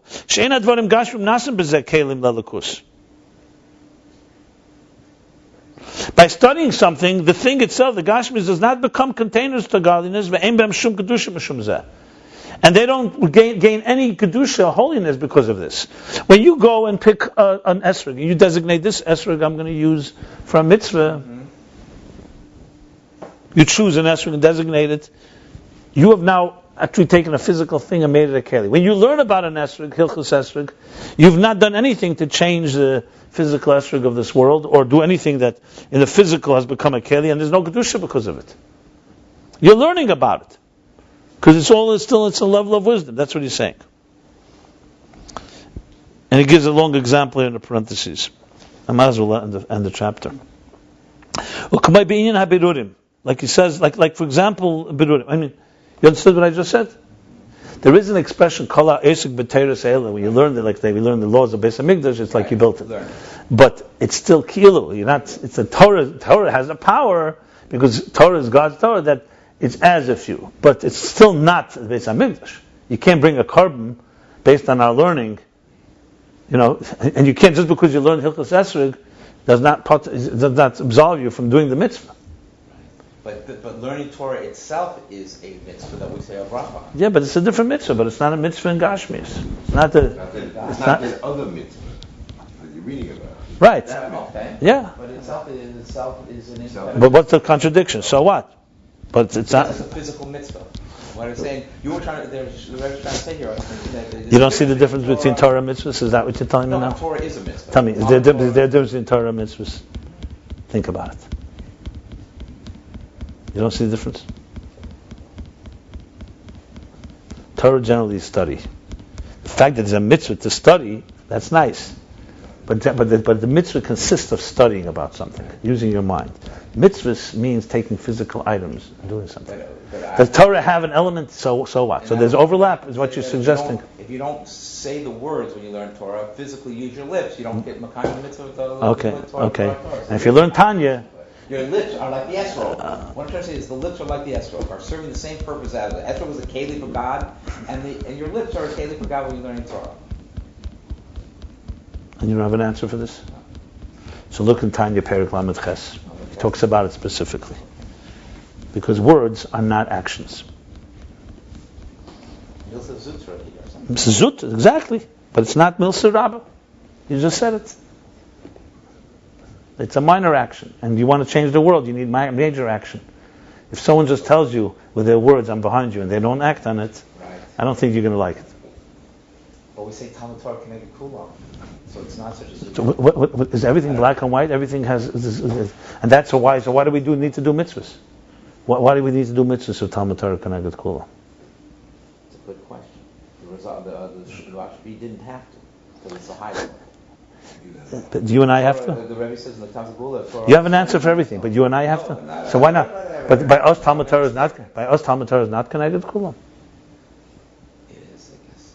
So why do we have to do But mitzvahs? it's not on our level, because I guess our level of authority, or maybe not my level, it's not on the level of Torah Sodom and Asam. And you don't think there's any advantage to mitzvahs in this world? Because that's what you're suggesting? We should all be like Rashbi. Is that what the Torah wants? Eventually. The Rashbi didn't Would you? Rashbi didn't choose to be Rashbi.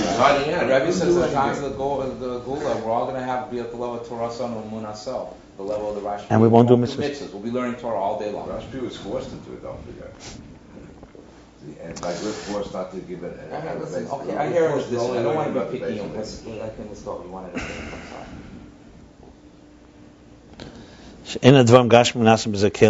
Anyway, it says specifically, you have your homework. Study this line this week and come back and explain why he's saying that Torah, that you don't have the physical things are becoming containers of Lakus. And there's no Kedusha because of this in the objects that you're learning about. Okay? Like in parentheses he has now, like in the Inyan Birurim, the idea of refining, the different refinements we do. The difference between the refinement of prayer, that's in a way that you manifest in the Mizbarer, in that which needs to be refined, the animal soul. However, the refinement that comes from Torah, Rab Yehuda, Kula Tnui ben Ezekin, Rabbi Yehuda, Rabbi Shmuel, Rabbi Yehuda, Kula Tnui ben Ezekin. We say Rabbi Yehuda, all his learning was in the laws of Nezikin, of damages. I mean, Nezikin means the Seder Nezikin. Huh? Torts? No, torts is not Nezikin. Torts is not. Nezikin is damages. The way Rabbi Yehuda, when he learned about Nezikin, it was not in the form of Islapshus, that you manifest and you're involved in the actual things. You're learning about it. And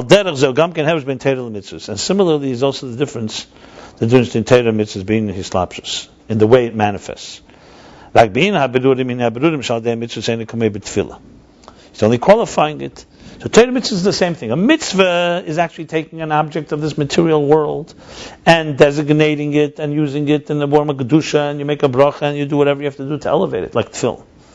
When you learn Torah about this mitzvah, you're doing it from a more detached way.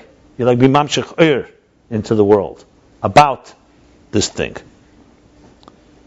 But he's qualifying that there's a distinction. Berurim, not the mitzvahs, ain't kamei b'tefillah. The berurim through mitzvahs is not like by davening. The mitzvahs gam ken abirur the elyon b'derech mamayla lamata. Because by mitzvahs, even the birur also is in the form of the energy from above, comes from the mamayla lamata. Why? Because who put the power in a mitzvah? It's not us. God put the power into an esrog. Like it says elsewhere. Because being that it's a mitzvah from above, it's a higher energy that's higher from literal slapshus. Because the energy that manifests in actions of mitzvahs is without any concealment. Like it says in Tanya.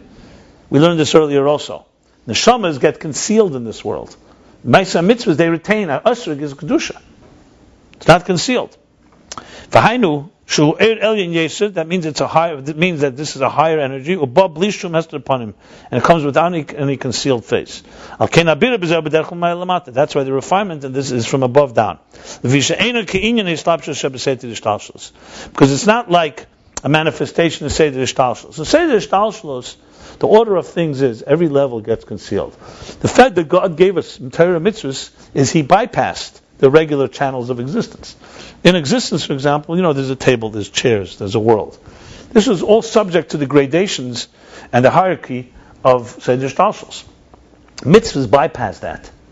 They manifest in the physical world. So compared to Torah, they're more manifest than Torah is. So basically you have like three levels. You have the physical world. You have tefillah that elevates it from the bottom up. You have mitzvahs that manifest in the physical from above. And you have Torah that manifests from above, but not quite as much in the physical. So you have here all kinds of interactions with existence. All part of the interface. And nevertheless, mitzvahs are not like Torah that doesn't manifest at all. Because the Torah, you learn about esrog, you don't even have to ever see an esrog. You may not even know what it looks like. Rebbe once said, I remember by Fabrengen, he said, how does a little child know there's a world? Because it says, Bereshis bara Elokim. Just like, how does he know there's a cow? He never saw a cow. He learns in the Torah. When you learn in the Torah, it's talking about it, but it's not. And he's saying that even this part is still maybe the nivdal, you can say is kashas on. Aval ein ze rak b'derech makif. He's going back to before the presentation.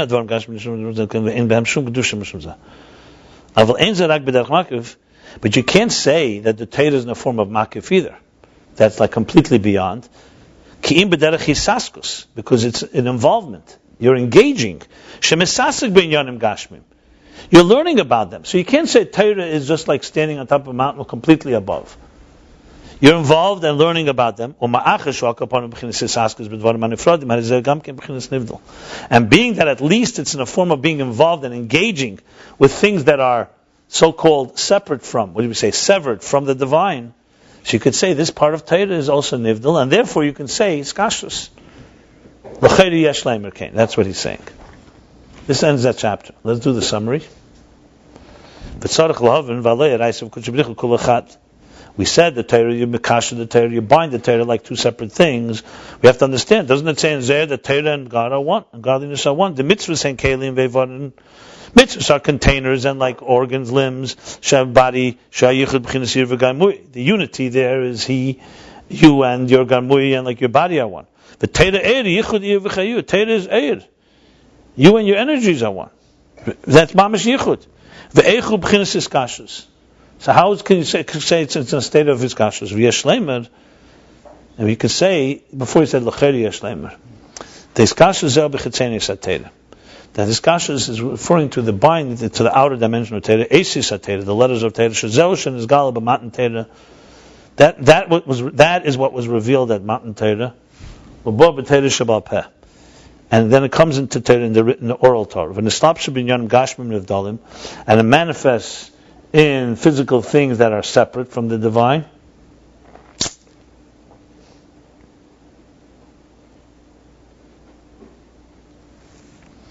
It's not like mitzvahs, where the physical is literally a container. That's why they have in them holiness. And the preparation to the mitzvah you draw down from the cosmic order, the structure. And the act of mitzvah is not there preparing them. You draw down, is drawn down the supernal will, desire. And that's the interpretation of Kadosh Baruch Hu, which is Zoh, puts on film the level revelation of Meichen. And the second interpretation of Gam Kadosh Baruch Hu, Keser maniach film takes V'seides b'Meichen. Second interpretation that Kadosh Baruch Hu, which is Keser, puts on film and draws and sends and extends additional energies into intelligence, into Meichen, into the intellect. But Torah einu b'chinas lapshus mamish. Torah is not mamish, like manifestation like mitzvahs. Or kumei ba'abir ha'hefresh ben Torah v'tfilah. Like the similar to the difference between the Torah, prayer and davening.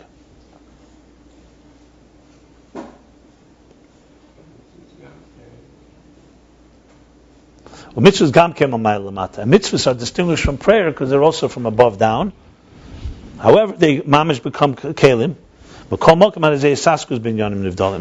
even though the Torah is not like mitzvahs and definitely not like prayer, nevertheless it's an involvement and engaging with these so-called separate entities, meaning things that are separate from the divine. The Gama Chachma Shebezeh B'chinas Nivdal.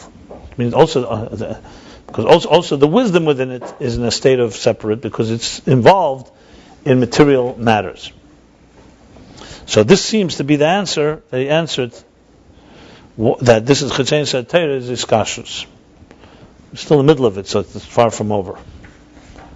So we did the beginning. We did the first chapter of Discourse 45, chapter 179. We did page 365 to the top of 368. By the way, the Frierdiker Rebbe, what does he say the summary for this discourse? Sheftim? The outer and inner dimension of Torah. Okay, let's stop here. Chapter 179 we did, yeah.